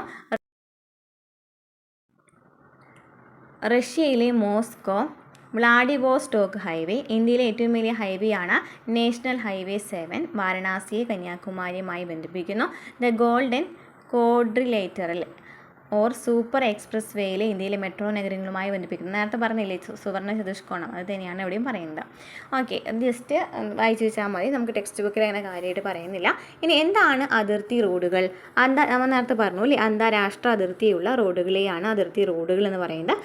അതിർത്തി ഗ്രാമങ്ങൾക്കും സൈനിക ആവശ്യങ്ങൾക്കുമുള്ള ഭക്ഷണവും ആയുധങ്ങളും എത്തിക്കാനായിട്ട് ഈ അതിർത്തി റോഡുകൾ ഉപയോഗിക്കുന്നുണ്ട്. അപ്പോൾ കരഗതാഗതം ക്ലിയർ ആയല്ലോ അല്ലേ. റോഡുമായി ബന്ധപ്പെട്ട് വരുന്ന കാര്യങ്ങളൊക്കെ നമ്മൾ പഠിച്ചു. നോട്ട് വൈസും പഠിച്ചു, ചാപ്റ്റർ വൈസും പഠിച്ചു അല്ലേ. ഓക്കെ, നമുക്ക് നെക്സ്റ്റ് ഭാഗത്തിലേക്ക് കിടക്കാം. റെയിൽ ഗതാഗതം. ലോകത്തിലെ ഏറ്റവും ദൈർഘ്യമുള്ള റെയിൽ ശൃംഖലകളിൽ ഒന്നാണ് ഇന്ത്യൻ റെയിൽവേ. അത് ചരക്കുകളെയും ജനങ്ങളുടെയും ഗതാഗതത്തെ സഹായിക്കുകയും സമ്പദ് വ്യവസ്ഥയുടെ വളർച്ചയ്ക്ക് സംഭാവന നൽകുകയും ചെയ്യുന്നു. പിന്നെ നോക്കിയേ, മഹാത്മാഗാന്ധി ഇന്ത്യൻ റെയിൽവേയെക്കുറിച്ച് എന്താ പറഞ്ഞിട്ടുള്ളത്? വ്യത്യസ്ത സംസ്കാരങ്ങളിൽപ്പെട്ട ജനങ്ങളെ ഒരുമിപ്പിക്കുകയും അതുവഴി ഇന്ത്യയുടെ സ്വാതന്ത്ര്യ സമരത്തിന് സംഭാവന നൽകുകയും ചെയ്തു. എന്താ പറഞ്ഞിട്ടുള്ളത്? മഹാത്മാഗാന്ധി എന്താ പറഞ്ഞിട്ടുള്ളത് ഇന്ത്യൻ റെയിൽവേയെ കുറിച്ചിട്ട്? വ്യത്യസ്ത സംസ്കാരങ്ങളിൽപ്പെട്ട ജനങ്ങളെ ഒരുമിപ്പിക്കുകയും അതുവഴി ഇന്ത്യയുടെ സ്വാതന്ത്ര്യ സമരത്തിന് സംഭാവന നൽകുകയും ചെയ്തു. ഇനി ഇന്ത്യൻ റെയിൽവേ ആരംഭിച്ചതെന്ന് എവിടെ മുതലാണ്? 1853 ആരംഭിക്കുന്നത്. എവിടെ വരെയാണ് കണക്ട് ചെയ്തിട്ടുണ്ടായിരുന്നത്?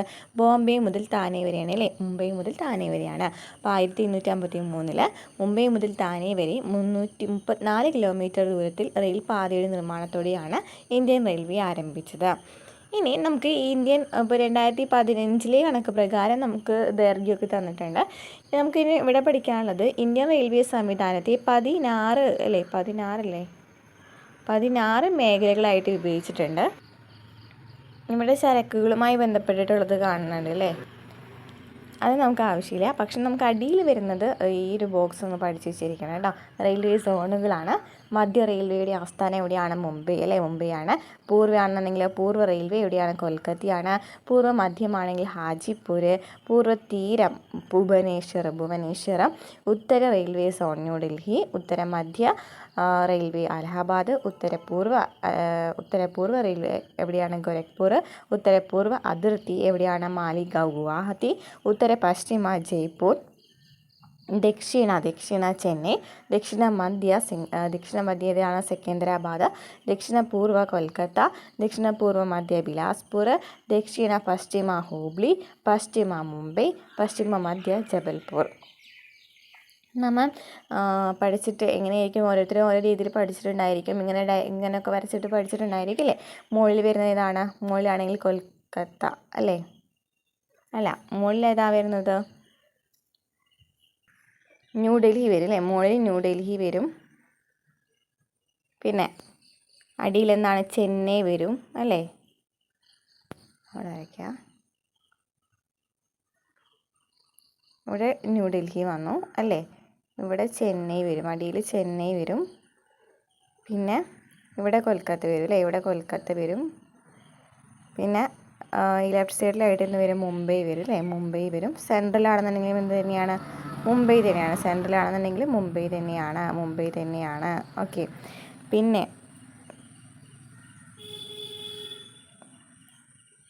നോക്കുകയാണെന്നുണ്ടെങ്കിൽ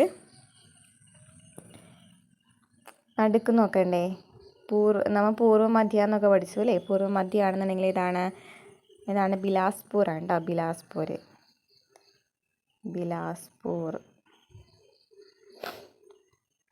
ഇനി ഇവിടെയാണെന്നുണ്ടെങ്കിലോ ജബൽപൂരാണ്, ജബൽപൂർ.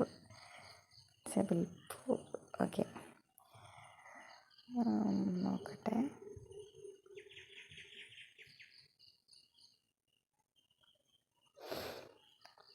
പിന്നെ ഇങ്ങനെ നമ്മൾ ക്രോസ് ചെയ്തിട്ട് ഉണ്ട് അല്ലേ, ക്രോസ് ചെയ്തിട്ടുണ്ട്. അവിടെയാണെന്നുണ്ടെങ്കിൽ നോർത്ത് ഈസ്റ്റ് അങ്ങനെയൊക്കെ പഠിച്ചിട്ടുണ്ടായിരിക്കും അല്ലേ. ഉത്തര എങ്ങനെയാണ് പഠിച്ചിട്ടുണ്ടായിരിക്കും, ഉത്തര പൂർവ്വ അല്ലേ, ഉത്തര പൂർവ്വ മധ്യ എന്നൊക്കെ പഠിച്ചിട്ടുണ്ടായിരിക്കണം. ഇവിടെ ഹാജിപ്പൂർ വരും. അടിയിലാണെന്നുണ്ടെങ്കിലോ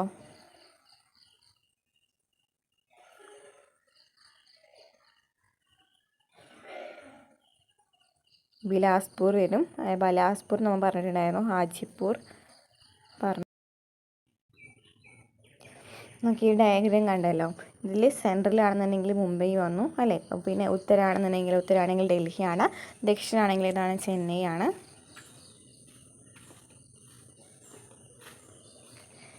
ഇനി കിഴക്കാണെങ്കിൽ കൊൽക്കത്ത, പടിഞ്ഞാറാണെങ്കിലോ എവിടെയാണ്, മുംബൈ ആണ് വരുന്നത് അല്ലേ. പശ്ചിമ അല്ലേ, പശ്ചിമ റെയിൽവേ ചോദിക്കുകയാണെങ്കിൽ, പശ്ചിമ റെയിൽവേയുടെ ആസ്ഥാനം ചോദിക്കുകയാണെങ്കിൽ മുംബൈ ആണ്.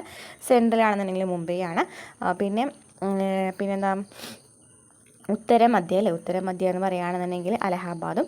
ദക്ഷിണ മധ്യ ചോദിക്കുകയാണെങ്കിൽ സെക്കന്ദരാബാദാണ്. പിന്നെ നോക്കുകയാണെന്നുണ്ടെങ്കിൽ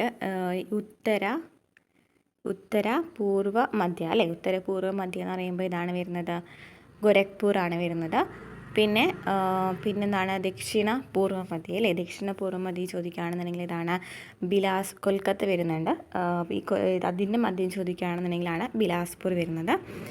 പിന്നെ ഇവിടെ നോക്കുകയാണെന്നുണ്ടെങ്കിൽ പശ്ചിമ അല്ലേ, എന്താണ് സൗത്ത് ഈസ്റ്റേൺ അല്ലേ വരുന്നത്, സൗത്ത് ഈസ്റ്റേൺ കൊൽക്കത്ത വന്നു. സൗത്ത് ഈസ്റ്റേൺ സെൻട്രൽ റെയിൽവേ ചോദിച്ചപ്പോൾ ബിലാസ്പൂർ പറഞ്ഞു. പിന്നെ വെസ്റ്റ് സെൻട്രൽ ചോദിച്ചാൽ ഇതാണ്, വെസ്റ്റ് സെൻട്രൽ ഇതാണ്. പശ്ചിമ മധ്യ ചോദിക്കുകയാണെങ്കിൽ ഇതാണ് ജബൽപൂരാണ്. പിന്നെ സൗത്ത് ഈസ്റ്റ് അല്ലേ, സൗത്ത് ഈസ്റ്റ് ആണെന്നുണ്ടെങ്കിൽ ഏത് വന്നിട്ടുണ്ട് ഇവിടെ, സൗത്ത് ഈസ്റ്റ് സെൻട്രൽ നോക്കിയപ്പോൾ ബിലാസ്പൂർ നമ്മൾ പറഞ്ഞിട്ടുണ്ടായിരുന്നു.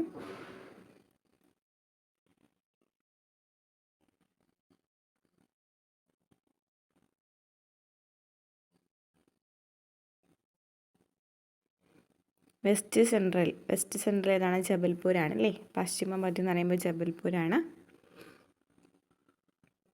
ഇനി നോർത്ത് വെസ്റ്റേൺ എന്ന് പറയുമ്പോൾ ഇതാ വരുന്നത്, ജയ്പൂരാണ് വരുന്നത്. നോർത്ത് വെസ്റ്റേൺ ജയ്പൂരാണ്. ഇനി സൗത്ത് വെസ്റ്റേൺ ചോദിക്കുകയാണെങ്കിൽ ഇതാണ്, സൗത്ത് വെസ്റ്റേൺ ചോദിക്കുകയാണെങ്കിൽ ഹൂബ്ലിയാണ്. ഓക്കെ, ഇങ്ങനെയാണ് നമ്മൾ പഠിച്ചിട്ടുണ്ടായിരിക്കുക അല്ലേ.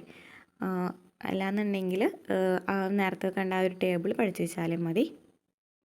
അപ്പോൾ സെൻട്രൽ മധ്യ ആണെന്നുണ്ടെങ്കിൽ മുംബൈ ആണ്, പൂർവ്വമാണെങ്കിൽ കൊൽക്കത്ത, പൂർവ്വ മധ്യ ഹാജിപ്പൂർ, പൂർവ്വ തീര ഭുവനേശ്വർ, ഉത്തര ന്യൂഡൽഹി, ഉത്തര മധ്യ അലഹാബാദ്, ഉത്തര പൂർവ്വ ഗോരഖ്പൂർ, ഉത്തര പൂർവ്വ അതിർത്തി മാലിഗ ഗുവാഹത്തി, ഉത്തര പശ്ചിമ ജയ്പൂർ, ദക്ഷിണ ചെന്നൈ, ദക്ഷിണ മധ്യ സെക്കന്ദരാബാദ്, ദക്ഷിണ പൂർവ്വ കൊൽക്കത്ത, ദക്ഷിണ പൂർവ്വ മധ്യ ബിലാസ്പൂർ, ദക്ഷിണ പശ്ചിമ ഹൂബ്ലി, പശ്ചിമ മുംബൈ, പശ്ചിമ മധ്യ ജബൽപൂർ. ഓക്കെ, ഇനി നിങ്ങൾക്കറിയാമോ, ഇത് പഠിക്കണം. ഇന്ത്യൻ റെയിൽ പാതകളിലെ പാളങ്ങൾ തമ്മിലുള്ള അകലത്തിൻ്റെ അടിസ്ഥാനത്തിൽ അവയെ 3 വിഭാഗങ്ങളായി തിരിച്ചിട്ടുണ്ട്. Broad gauge, metre gauge, narrow gauge. ഇതിൽ ബ്രോഡ് ഗേജ് എന്ന് വെച്ചാൽ എത്രയാണ്? ബ്രോഡ് ഗേജ് എന്ന് വെച്ചാൽ ഈ ബ്രോഡ് ഗേജ് പാളങ്ങൾ തമ്മിലുള്ള അകലം പഠിച്ചു വെച്ചിരിക്കുക. 1.676 മീറ്ററാണ്. 1.676 മീറ്ററാണ്. ഇനി മീറ്റർ ഗേജ്. എന്താണ് മീറ്റർ ഗേജ് എന്ന് വെച്ചാൽ പാളങ്ങൾ തമ്മിലുള്ള അകലം 1 മീറ്ററിനെയാണ് എന്ന് പറയുന്നത് മീറ്റർ ഗേജ് എന്ന് പറയുന്നത്. ഇനി നാരോ ഗേജ് എന്ന് വെച്ചാൽ പാളങ്ങൾ തമ്മിലുള്ള അകലം 0.762 മീറ്ററോ അല്ലെങ്കിൽ 0.610 മീറ്ററോ ആണ്. അതായത് ഒന്നിനും താഴെയുള്ളതാണ് നാരോ ഗേജ്. ഇനി പിന്നെ എന്താ പഠിച്ചത്? ബ്രോഡ് ഗേജ് എന്ന് വെച്ചാൽ ഒന്നിനും മുകളിലായിരിക്കും. മീറ്റർ ഗേജ് എന്ന് വെച്ചാൽ 1 മീറ്റർ ആയിരിക്കും. പിന്നെ നാരോ ഗേജ് എന്ന് വെച്ചാൽ 1 മീറ്ററിനും താഴെയായിരിക്കും. അപ്പോൾ കറക്റ്റ് പറയുകയാണെന്നുണ്ടെങ്കിൽ ബ്രോഡ് ഗേജ് 1.676 മീറ്ററാണ്. മീറ്റർ ഗേജ് 1 മീറ്ററാണ്. നാരോ ഗേജോ 1 മീറ്ററിനും താഴെയാണ് അല്ലേ. ഇനി നമുക്ക് നോട്ട് നോക്കാം. റെയിൽവേ പാതകൾ, തീവണ്ടി പാതകൾ ദീർഘദൂര യാത്രയ്ക്കും ദീർഘദൂരത്തേക്ക് കൂടുതൽ സാധനങ്ങൾ എത്തിക്കുന്നതിനും റെയിൽവേ അനുയോജ്യമാണ്. ആഗോളതലത്തിൽ റെയിൽവേ 4 ഗേജുകളിലായാണ് പ്രവർത്തിക്കുന്നത്. Broad gauge, standard gauge, metre gauge, smaller gauge. നമുക്ക് നമ്മൾ ടെക്സ്റ്റ് ബുക്കിൽ പഠിച്ച ആ ഒരു ഇത് തന്നെ പഠിച്ചാൽ മതി. ബ്രോഡ് ഗേജും നാരോ ഗേജും അതുപോലെ തന്നെ മീറ്റർ ഗേജും പഠിച്ചു വെച്ചാൽ മതി. ഇനി സ്റ്റാൻഡേർഡ് ഗേജ് കൂടുതൽ ഉപയോഗിക്കുന്നത് UK-യിലാണ്. അതിനാൽ തന്നെ നമുക്കത് പഠിക്കേണ്ട ആവശ്യമില്ല. എന്നാലും ജസ്റ്റ് വേണമെന്നുണ്ടെങ്കിൽ അറിഞ്ഞു വെച്ചിരിക്കാമെന്ന് മാത്രമേ കേട്ടോ. ടെക്സ്റ്റ് ബുക്കിൽ പറയുന്നില്ല കാര്യമായിട്ട്. ഇനി പാസഞ്ചർ ട്രെയിനുകൾ കൂടുതൽ ഉപയോഗിക്കുന്നത് UK, USA, ജപ്പാൻ, ഇന്ത്യ എന്നീ രാജ്യങ്ങളിലാണ്. പാസഞ്ചർ ട്രെയിനുകൾ ഉപയോഗിക്കുന്നത് UK, USA, ജപ്പാൻ, ഇന്ത്യ എന്നീ രാജ്യങ്ങളിലായിട്ടാണ്. ഇനി ട്രാൻസ് കോണ്ടിനെൻ്റൽ റെയിൽവേ, അതായത് അന്തർഭൂഖണ്ഡതര റെയിൽപാതകൾ എന്ന് വെച്ചാൽ എന്താണ്? ഒരു ഭൂഖണ്ഡത്തിൻ്റെ 2 അറ്റങ്ങളെ തമ്മിൽ ബന്ധിപ്പിച്ചുകൊണ്ട് കുറുകെ കടന്നു പോകുന്ന റെയിൽപാതകളെയാണ് അന്തർഭൂഖണ്ഡാതര റെയിൽപാതകൾ എന്ന് പറയുന്നത്. ഒരു ഭൂഖണ്ഡത്തിൻ്റെ 2 അറ്റങ്ങളെ തമ്മിൽ ബന്ധിപ്പിച്ചുകൊണ്ട് കുറുകെ കടന്നു പോകുന്ന റെയിൽപാതകളെയാണ് അന്തർഭൂഖണ്ഡാതര റെയിൽപാതകൾ എന്ന് പറയുന്നത്. അതിൽ വരുന്നതാണ് ട്രാൻസ് സൈബീരിയൻ റെയിൽവേ. റഷ്യയിലെ സെൻറ്റ് പീറ്റേഴ്സ്ബർഗിനെ പസഫിക് തീരത്തെ വ്ളാഡിവോസ്റ്റോക്കുമായി ബന്ധിപ്പിക്കുന്നു. കടന്നു പോകുന്ന സ്ഥലങ്ങൾ, അതായത് ട്രാൻസ് സൈബീരിയൻ റെയിൽവേ എന്ന് വെച്ചാൽ റഷ്യയിലെ സെൻറ്റ് പീറ്റേഴ്സ്ബർഗിനെ പസഫിക് തീരത്തെ വ്ളാഡിവോസ്റ്റോക്കുമായിട്ട് ബന്ധിപ്പിക്കുന്നതാണ് ഈ ട്രാൻസ് സൈബീരിയൻ റെയിൽവേ. അപ്പോൾ റഷ്യയാണ്, റഷ്യയും പസഫിക് തീരം. ഇനി കടന്നു പോകുന്ന സ്ഥലങ്ങൾ മോസ്കോ, UFA, നോവോസിബിർസ്ക്, പിന്നെ ഇർകുത്സ്ക്, ചിത്ത, പിന്നെ എന്താണ് ഖബറോവ്സ്ക് അല്ലേ. ഓക്കെ. ഇനി ഇതിൻ്റെ നീളം എത്രയാണ്? 9332 കിലോമീറ്ററാണ്. ഇത് വൈദ്യുതീകരിച്ചതും 2 വരി പാതയുമാണ്. ഇത്രയാണ് നമുക്ക് പഠിക്കാനായിട്ടുള്ളത്. ഇനി നമുക്ക് ടെക്സ്റ്റിലേക്കൊന്ന് നോക്കുകയാണെന്നുണ്ടെങ്കിൽ റെയിൽവേ മീറ്റർ ഗേജിനെയും നാരോ ഗേജിനെയും ബ്രോഡ് ഗേജ് ആക്കാനുള്ള പദ്ധതി ഏറ്റെടുത്തിട്ടുണ്ടെന്നൊക്കെ പറയുന്നുണ്ട് ഇന്ത്യൻ റെയിൽവേ. ഈ മീറ്റർ ഗേജിനും നാരോ ഗേജിനൊക്കെ ഇതാക്കി മാറ്റാൻ, ഈ ഇത് ബ്രോഡ് ഗേജ് ആക്കി മാറ്റാനുള്ള വലിയൊരു പദ്ധതി ഏറ്റെടുത്തിട്ടുണ്ട്.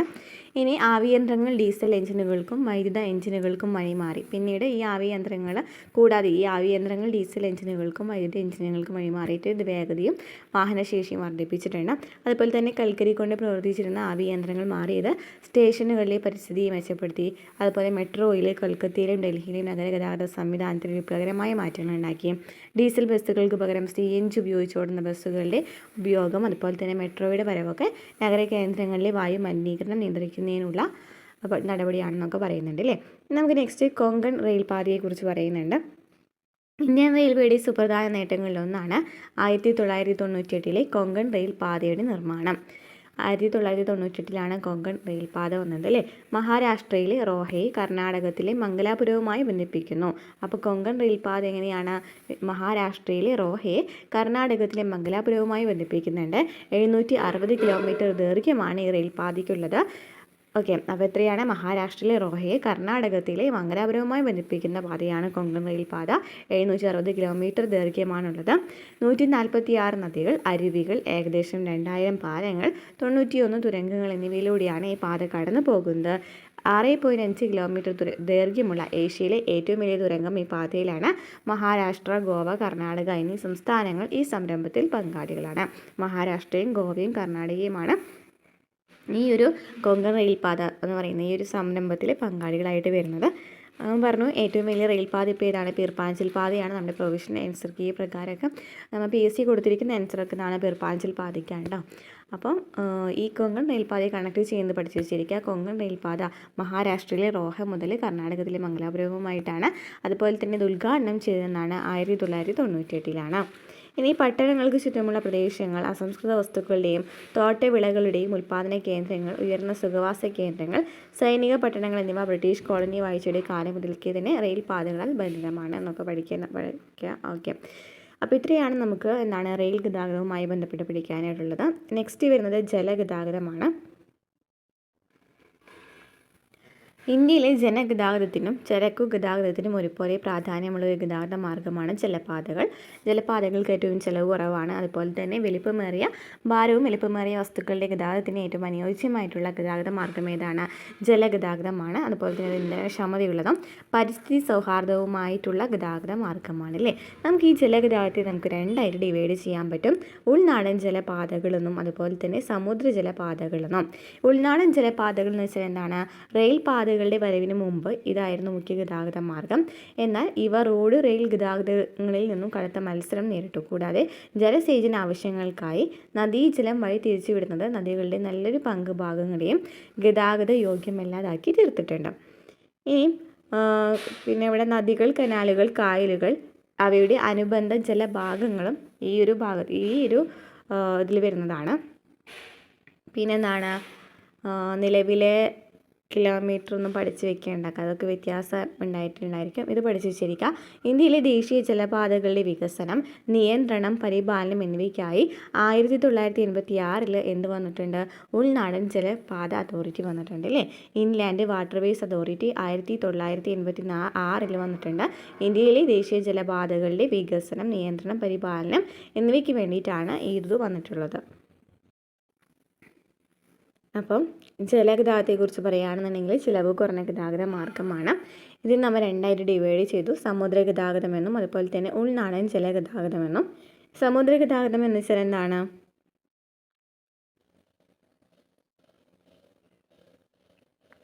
പിന്നെ ഉൾനാടൻ ജലപാതകളിലാണ് നമുക്കറിയാം കായലുകൾ നന്നായിട്ടുള്ളത്. അതായത് കായലുകളിൽ വെള്ളംകളി നടക്കുന്നുണ്ട് അല്ലേ. ചിലവ് കുറഞ്ഞ ഗതാഗതം ലഭ്യമാക്കുക മാത്രമല്ല കേരളത്തിലെ ധാരാളം വിനോദസഞ്ചാരികളെ ആകർഷിക്കുകയും ചെയ്യുന്നുണ്ട്. വിഖ്യാതമായ നെഹ്റു ട്രോഫി വെള്ളംകളി നടക്കുന്ന ഏത് കായലിലാണ്? ഈ കായലിലാണ് നടക്കുന്നത്. വെള്ളംകളി കായലൊക്കെ നടക്കുന്നതൊക്കെ ഈ ഉൾനാടൻ ജലഗതാഗതത്തിൽ വരുന്നവയാണ്. ഇനി സമുദ്രപാതകൾ നോക്കുകയാണെന്നുണ്ടെങ്കിൽ ഇന്ത്യക്ക് ദ്വീപുകളുടെ ഉൾപ്പെടെ നോക്കുകയാണെങ്കിൽ 7517 കിലോമീറ്റർ ദൈർഘ്യമുള്ള വിസ്തൃതമായിട്ടുള്ള തീരദേശമാണുള്ളത്. 12 പ്രധാനപ്പെട്ട തുറമുഖങ്ങളും 185 ചെറു തുറമുഖങ്ങളുമാണ് ഈ പാതകളിലെ അടിസ്ഥാന സൗകര്യമൊരുക്കുന്നത്. പിന്നെന്താണ്? അന്താരാഷ്ട്ര വാണിജ്യത്തിനും മാത്രമല്ല ദ്വീപുകൾ തമ്മിലും രാജ്യത്തിൻ്റെ ഇതര ഭാഗങ്ങൾ തമ്മിലുള്ള ഗതാഗതത്തിനും ഈ സമുദ്രപാതകൾ ഉപയോഗിക്കുന്നുണ്ട്. ഇനി ഇവിടെ നമുക്ക് ഒരു ടേബിൾ തന്നിട്ടുണ്ട്. ആ ടേബിൾ ഇമ്പോർട്ടൻ്റ് ആണ്. എന്താണ്? NW1 NW2 ഒക്കെ നമ്മൾ പഠിച്ചിട്ടുള്ള കാര്യമാണ് അല്ലേ. NW1 എന്താണ്? ദേശീയ ജലപാത 1 നോക്കുകയാണെന്നുണ്ടെങ്കിൽ അലഹബാദ് ടു ഹാർദിയാണ് ബന്ധിപ്പിക്കുന്നത്. ഇന്ത്യയിലെ ഏറ്റവും പ്രധാനപ്പെട്ട ജലപാതകളിലൊന്ന്. ഈ പാതയിലെ പാറ്റ്ന വരെയുള്ള ഭാഗം യന്ത്രവൽകൃത ബോട്ടുകൾക്കും ഹരിദ്വാർ വരെയുള്ള ഭാഗം സാധാരണ ബോട്ടുകൾക്കും ഗതാഗത യോഗ്യമാണ്. വികസന ആവശ്യങ്ങൾക്കായി ഇതിനെ 3 വിഭാഗങ്ങളായിട്ട് വിഭജിച്ചിട്ടുണ്ട്. ഹാൽദിയ ഫറാക്ക പാറ്റ്ന അലഹബാദ്. അപ്പോൾ NW1 അലഹബാദ് ടു ഹാൽദിയാണ് പഠിച്ചു വെച്ചിരിക്കുക. 1620 കിലോമീറ്റർ ആണ് വരുന്നത്. ഇമ്പോർട്ടൻ്റ് ആണ്. ഇന്ത്യയിലെ ഏറ്റവും പ്രധാനപ്പെട്ട ജലപാതയാണ്. അതുപോലെ തന്നെ ഈ പാത പാറ്റ്ന വരെയുള്ള ഭാഗം യന്ത്രവൽകൃത ബോട്ടുകളും ഹരിദ്വാർ വരെയുള്ള ഭാഗം സാധാരണ ബോട്ടുകളാണുള്ളത്. അതായത് ഇതിനെ 3ആയിട്ട് ഡിവൈഡ് ചെയ്തിട്ടുണ്ട്.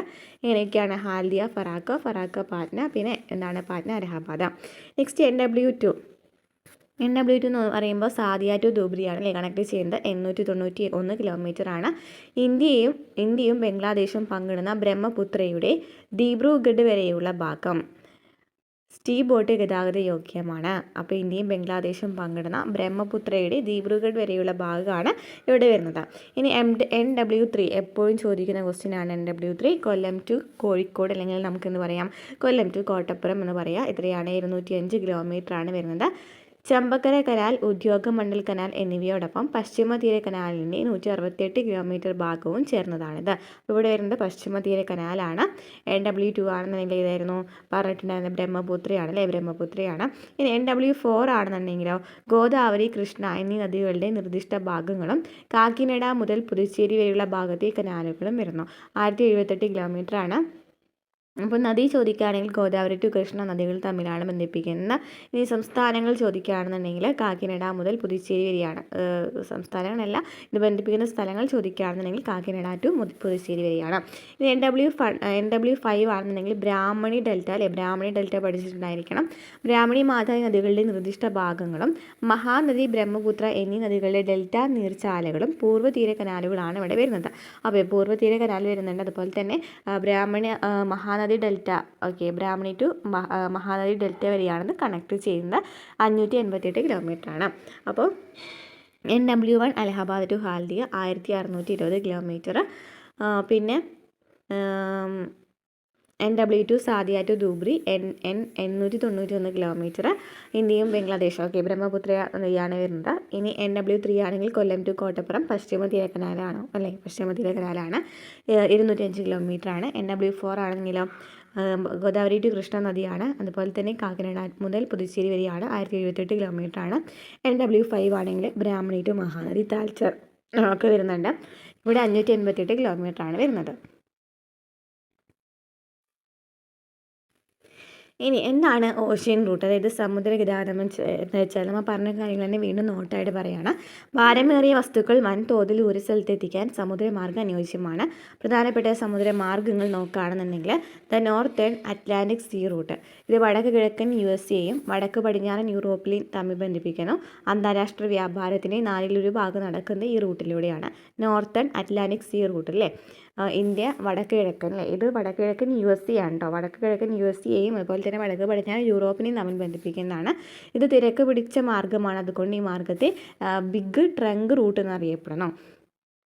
പിന്നെ ഷിപ്പിംഗ് കനാൽസ്, സൂയിസ് കനാൽ, ഇത് നിർമ്മിച്ചത് ആരാണ്? ഈജിപ്താണ്. 1569 സൂയിസ് കനാൽ നിർമ്മിച്ചത്. പോർട്ട് സൈഡിനെയും പോർട്ട് സൂസിനെയും ബന്ധിപ്പിക്കുന്നു, അതായത് മെഡിറ്ററേനിയൻ കടലിനെയും ചെങ്കടലിനെയും ബന്ധിപ്പിക്കുന്നു. അപ്പോൾ സൂയിസ് കനാൽ മെഡിറ്ററേനിയൻ കടലിനെയും ചെങ്കടലിനെയും തമ്മിൽ ബന്ധിപ്പിക്കുന്നുണ്ട്. ഇതിൻ്റെ നീളം 160 കിലോമീറ്റർ നീളവും 11 to 15 മീറ്റർ ആഴവുമുണ്ട്. ഏകദേശം 100 കപ്പലുകൾ ദിവസേന ഈ കനാലിലൂടെ സഞ്ചരിക്കുന്നുണ്ട്. കപ്പലുകൾക്ക് ഈ കനാൽ കടക്കുന്നതിന് 10 മുതൽ 12 മണിക്കൂർ വരെ എടുക്കുന്നു. ഇനി ഉൾനാടൻ ജലഗതാഗതം. നദികൾ, തടാകങ്ങൾ, കനാലുകൾ, തീരക്കടലുകൾ തുടങ്ങിയവ ഉൾനാടൻ ജലഗതാഗതത്തിന് ഉപയോഗിക്കുന്നു. എന്താണ് ഉൾനാടൻ ജലഗതാഗതം? നദികൾ, തടാകങ്ങൾ, കനാലുകൾ, തീരക്കടലുകൾ തുടങ്ങിയവ ഉൾനാടൻ ജലഗതാഗതത്തിന് ഉപയോഗിക്കുന്നുണ്ട്. ഉൾനാടൻ ജലഗതാഗതത്തിൻ്റെ ഉപയോഗക്ഷമതയെ ആശ്രയിക്കുന്ന പ്രധാനപ്പെട്ട ഘടകമാണ് ആഴവും വീതിയും, ജലത്തിൻ്റെ ഒഴുക്ക്, സാങ്കേതികവിദ്യ. ബോട്ടുകളും ചെറിയ കപ്പലുകളും ഇതിനെ ഉപയോഗിക്കുന്നുണ്ട്. ഇനി പ്രധാനപ്പെട്ട ഉൾനാടൻ പാതകൾ ഏതൊക്കെയാണ്? ഇത് റെയിൻ വാട്ടർ വേ തന്നിട്ടുണ്ട്. റെയിൻ വാട്ടർ വേ യൂറോപ്പിലാണ്. ഇതിൻ്റെ നീളം 700 കിലോമീറ്റർ ആണ്. ഇത് എവിടെയാണ്? റോട്ടർഡാം, അതായത് നെതർലാൻഡ് ടു ബേസിൽ, അതായത് സ്വിറ്റ്സർലാൻഡ് വരെയാണ് വ്യാപിച്ചു കിടക്കുന്നത്. സ്വിറ്റ്സർലാൻഡ്, ഫ്രാൻസ്, ബെൽജിയം, നെതർലാൻഡ് എന്നീ രാജ്യങ്ങളിലെ വ്യവസായ മേഖലകളുമായിട്ട് ഉത്തര അറ്റ്ലാന്റിക് സമുദ്ര ഗതാഗതവുമായി ബന്ധിപ്പിക്കുന്നുണ്ട്. ഇതിലെ പ്രധാനപ്പെട്ട തുറമുഖം ഏതാണ്? ഡെസൽഡോർഫാണ്. ഈ ജസ്റ്റ് അറിഞ്ഞു വെച്ചിരിക്കുന്നതൊക്കെ കേട്ടോ.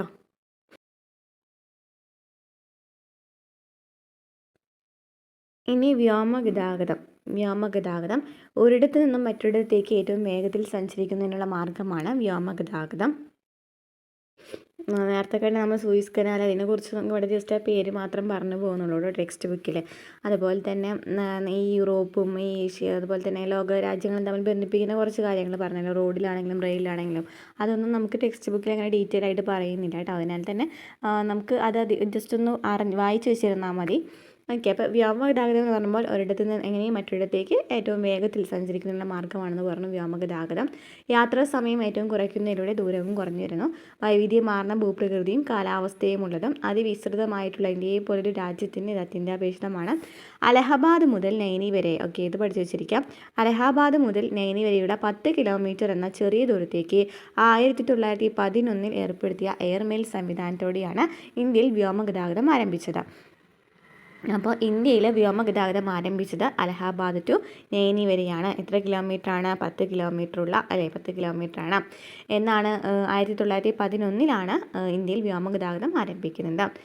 എന്നാൽ സ്വാതന്ത്ര്യാനന്തര കാലഘട്ടത്തിലാണ് ഇതിന് യഥാർത്ഥ വികാസം ഉണ്ടായത്. ഇന്ത്യയുടെ വ്യോമ മേഖലയ്ക്കുള്ളിൽ സുരക്ഷിതവും കാര്യക്ഷമവുമായ വ്യോമഗതാഗതവും എയറോനോട്ടിക്കൽ വാർത്താവിനിമയ സേവനങ്ങളും ലഭ്യമാക്കുന്നതിൻ്റെ ചുമതല എയർപോർട്ട് അതോറിറ്റി ഓഫ് ഇന്ത്യക്കാണ്. എയർപോർട്ട് അതോറിറ്റി ഓഫ് ഇന്ത്യയാണ് ഇതിൻ്റെ ചുമതല ഏറ്റെടുത്തിരിക്കുന്നത്. വ്യോമഗതാഗതവുമായി ബന്ധപ്പെട്ട് വരുന്ന എല്ലാ കാര്യങ്ങളും ആരുടെ കീഴിലാണ്? എയർപോർട്ട് അതോറിറ്റി ഓഫ് ഇന്ത്യ അല്ലേ. ഇനി 125 വിമാനത്താവളങ്ങളുടെ നിയന്ത്രണം അതോറിറ്റിക്കാണ്.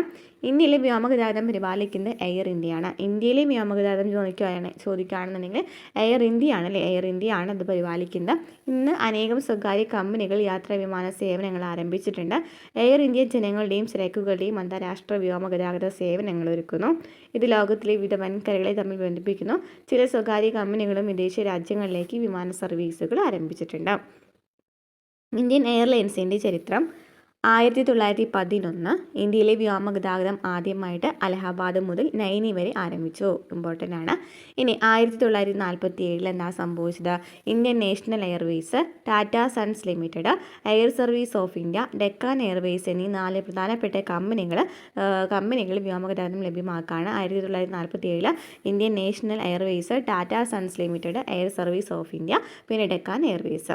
ഇനി 1951 Bharat Airways, Himalayan aviation limited, Airways India, Kalinga airlines എന്നീ 4 കമ്പനികൾ കൂടി വ്യോമസേവന രംഗത്തേക്ക് വന്നു. 1951 Bharat Airways, Himalayan aviation limited, Airways India, Kalinga airlines എന്നീ 4 കമ്പനികൾ കൂടി ഈ വ്യോമ സേവന രംഗത്തേക്ക് വരാണ്. ഇനി 1953 വ്യോമഗതാഗതം ദേശസാൽക്കരിക്കപ്പെട്ടത് അല്ലേ. ദേശസാൽക്കരിക്കപ്പെട്ടത് 1953 air India international, Indian airlines എന്നീ 2 കോർപ്പറേഷനുകൾ രൂപം കൊള്ളുകയും ചെയ്തു. ഇന്ന് എന്താണ് അറിയപ്പെടുന്നത്? ഇന്ത്യൻ എയർലൈൻസ് എന്നാണ് അറിയപ്പെടുന്നത്. അപ്പോൾ 1911 വ്യോമഗതാഗതം അലഹാബാദ് മുതൽ നൈനി വരെ ആരംഭിക്കുന്നത്. 1947 ആയപ്പോൾ 4 കമ്പനികൾ കൂടി വരാണ്. പിന്നെ 1951 ആയപ്പോഴോ വീണ്ടും 4 കമ്പനികൾ കൂടി വരാണ് അല്ലേ. 1953 ദേശസാൽക്കരിക്കപ്പെടുന്നത്. ഇന്ത്യയിൽ സർക്കാർ ഉടമസ്ഥതയിലുള്ള ആഭ്യന്തര വാഹകരായ ഇന്ത്യൻ എയർലൈൻസ് അതിൻ്റെ പേരിൽ നിന്ന് എയർലൈൻസ് എന്ന പദം നീക്കം ചെയ്യപ്പെടുകയും 2005 ഡിസംബർ 8 മുതൽ ഇന്ത്യൻ എന്നറിയപ്പെടാൻ തുടങ്ങുകയും ചെയ്തു. 2005 മുതൽ എയർലൈൻസ് എന്നുള്ള പേര് കട്ട് ചെയ്തിട്ട് ഇന്ത്യൻ എന്ന പേരിൽ അറിയപ്പെട്ടു. പുതിയ ബ്രാൻഡ് പേര് ഇപ്പോൾ വിമാനത്തിൻ്റെ ഫ്യൂസലേജിന് ഇരുവശത്തും പ്രത്യക്ഷപ്പെട്ടിട്ടുണ്ട്. ഓറഞ്ച് നിറത്തിലുള്ള വാലിലുണ്ടായിരുന്ന ഐ എന്ന ലോഗോയും മാറ്റിയിട്ടുണ്ട്. അതിന് പകരമായി കൊണാർക്കിലെ സൂര്യക്ഷേത്രത്തിൽ നിന്നും പ്രചോദനം ഉൾക്കൊണ്ട് പകുതി മാത്രം ദൃശ്യമാകുന്ന നീലചക്രമാണ് ലോഗോയായി വരച്ചു ചേർത്തിട്ടുള്ളത്. കാലാതീതമായ ചലനം, സംഗമം, വിയോജനം എന്നിവയുടെ പ്രതീകമായത് കാലം മാറ്റുരച്ച ശക്തിയുടെയും വിശ്വാസത്തിൻ്റെയും മൂർത്തിഭാവം കൂടിയാണ്. 2010 ആഭ്യന്തര സഞ്ചാരത്തിൽ 520.21 ലക്ഷം പേരും ഏകദേശം 23 ലക്ഷം മെട്രിക് ടൺ ചരക്കുകളും ഉൾപ്പെട്ടിരുന്നു. പർവ്വത പ്രദേശങ്ങളിൽ ഉപയോഗത്തിലുള്ള പവൻ ഹംസ് എന്ന ഹെലികോപ്റ്ററിൻ്റെ സേവനം വടക്കിഴക്കൻ മേഖലയിലെ വിനോദസഞ്ചാരികൾ വ്യാപകമായി ഉപയോഗപ്പെടുത്തുന്നുണ്ട്. ഇതുകൂടാതെ പെട്രോളിയം മേഖലയിലെയും വിനോദസഞ്ചാര രംഗത്തെയും ഹെലികോപ്റ്റർ സേവനവും മുഖ്യമായി ലഭ്യമാക്കുന്നത് ആരാണ്? പവൻ ഹൗസ് ലിമിറ്റഡ് ആണ്. പെട്രോളിയം മേഖലയിലെയും അതുപോലെ തന്നെ വിനോദസഞ്ചാര രംഗത്തെയും ഹെലികോപ്റ്റർ സേവനം മുഖ്യമായിട്ട് ലഭ്യമാക്കുന്ന ആരാണ്? പവൻ ഹംസ് ലിമിറ്റഡ് ആണ്. ഇതെന്താണ് തുറന്ന ആകാശ നയം? ഇന്ത്യൻ കയറ്റുമതിക്കാരെ സഹായിക്കാനും അവരുടെ കയറ്റുമതി കൂടുതൽ മത്സരാത്മകമാക്കുന്നതിനുമായി സർക്കാർ 1992 ഏപ്രിലിൽ ചരക്കുകൾക്കായി തുറന്ന ആകാശ നയം കൊണ്ടുവരികയുണ്ടായി. 1922 ഏപ്രിലിലാണ് തുറന്ന ആകാശ നയം കൊണ്ടുവന്നത്. ഈ നയപ്രകാരം വിദേശ എയർലൈനുകൾക്കോ കയറ്റുമതിക്കാരുടെ സംഘടനയ്ക്കോ ഏതുവിധ ചരക്കുകളും ഈ രാജ്യത്തിലേക്ക് കൊണ്ടുവരാനാകും. 1992 തുറന്ന ആകാശ നയം വന്നതെന്ന് പഠിച്ചു വെച്ചിരിക്കാം. ഇനി വ്യോമഗതാഗതത്തെക്കുറിച്ച് നമുക്ക് ചുരുക്കത്തിൽ പറയുകയാണെന്നുണ്ടെങ്കിൽ വേഗതയേറിയതാണ്, ചിലവേറിയതാണ്, വിലയേറിയ ചരക്കുകൾ പെട്ടെന്ന് എത്തിക്കാൻ അനുയോജ്യമാണ്, പർവ്വത പ്രദേശങ്ങളിലും മരുഭൂമിയിലും പെട്ടെന്ന് എത്തിച്ചേരാൻ അനുയോജ്യമാണ്. എക്സാമ്പിൾ, കാനഡയിലെ എക്സിമോകൾക്ക് സാധനങ്ങൾ എത്തിക്കുന്ന വ്യോമമാർഗമാണ്. വിമാനങ്ങളിലെ ലാൻഡിംഗ്, ഇന്ധനം നിറയ്ക്കൽ, അറ്റകുറ്റപ്പണി തുടങ്ങിയവ ചിലവേറിയതാണ്. 35 മണിക്കൂർ കൊണ്ട് ലോകത്തിലെ ഏത് ഭാഗത്ത് വേണമെങ്കിലും എത്തിച്ചേരാം. വാണിജ്യാടിസ്ഥാനത്തിൽ ജെറ്റ് വിമാന ഗതാഗതം ആരംഭിച്ചത് UK ആണ്. സൂപ്പർസോണിക് വിമാനങ്ങൾ ലണ്ടനും ന്യൂയോർക്കും തമ്മിലുള്ള ദൂരം 3.5 മണിക്കൂറായിട്ട് കുറഞ്ഞു. ഓക്കെ, ഇനി നെക്സ്റ്റ് നമുക്ക് പഠിക്കാനായിട്ടുള്ളത് എണ്ണ പ്രകൃതിവാതക പൈപ്പ് ലൈനുകളാണ്. ദ്രാവകങ്ങളും വാതകങ്ങളും ദീർഘദൂരം കൊണ്ടുപോകുന്നതിന് ഏറ്റവും സൗകര്യപ്രദവും കാര്യക്ഷമവുമായ ഗതാഗത മാർഗമാണ് പൈപ്പ് ലൈനുകൾ. ദ്രവരൂപത്തിലാക്കിയാൽ, അതായത് സ്ലറി രൂപത്തിലാക്കിയാൽ ഖരവസ്തുക്കളെയും അതുപോലെ തന്നെ ഖരവസ്തുക്കളെ നമുക്ക് പൈപ്പ് ലൈനിലൂടെ കൊണ്ടുപോകാനായിട്ട് സാധിക്കും. പെട്രോളിയം വാതക മന്ത്രാലയത്തിൻ്റെ ഭരണത്തിന് കീഴിലുള്ള ഓയിൽ ഇന്ത്യ ലിമിറ്റഡ് അസംസ്കൃത എണ്ണയുടെയും പ്രകൃതിവാതകത്തിൻ്റെയും പര്യവേഷണം, ഉൽപ്പാദനം, ഗതാഗതം എന്നീ രംഗങ്ങളിൽ വ്യാപ്തമാണ്. അല്ലേ? ആരാണ്? Oil India limited. ഓക്കെ, ഇനി ഉൽപ്പാദനം, ഗതാഗതം എന്നീ വ്യാപ്തമാണ്. 1959 ഇതൊരു കമ്പനിയാക്കി മാറ്റപ്പെടുകയുണ്ടായിരുന്നു, ഓയിൽ ഇന്ത്യ ലിമിറ്റഡ്. പിന്നീട് 1959 കമ്പനി ആവാണ്.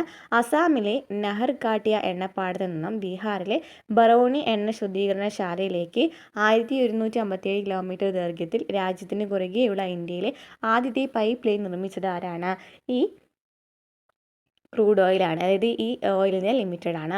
ഇനി ഇന്ത്യയുടെ പടിഞ്ഞാറൻ മേഖലയിൽ പിന്നീട് ഇത് 1966 കാൺപൂർ വരെ ദീർഘിപ്പിച്ചിട്ടുണ്ട്.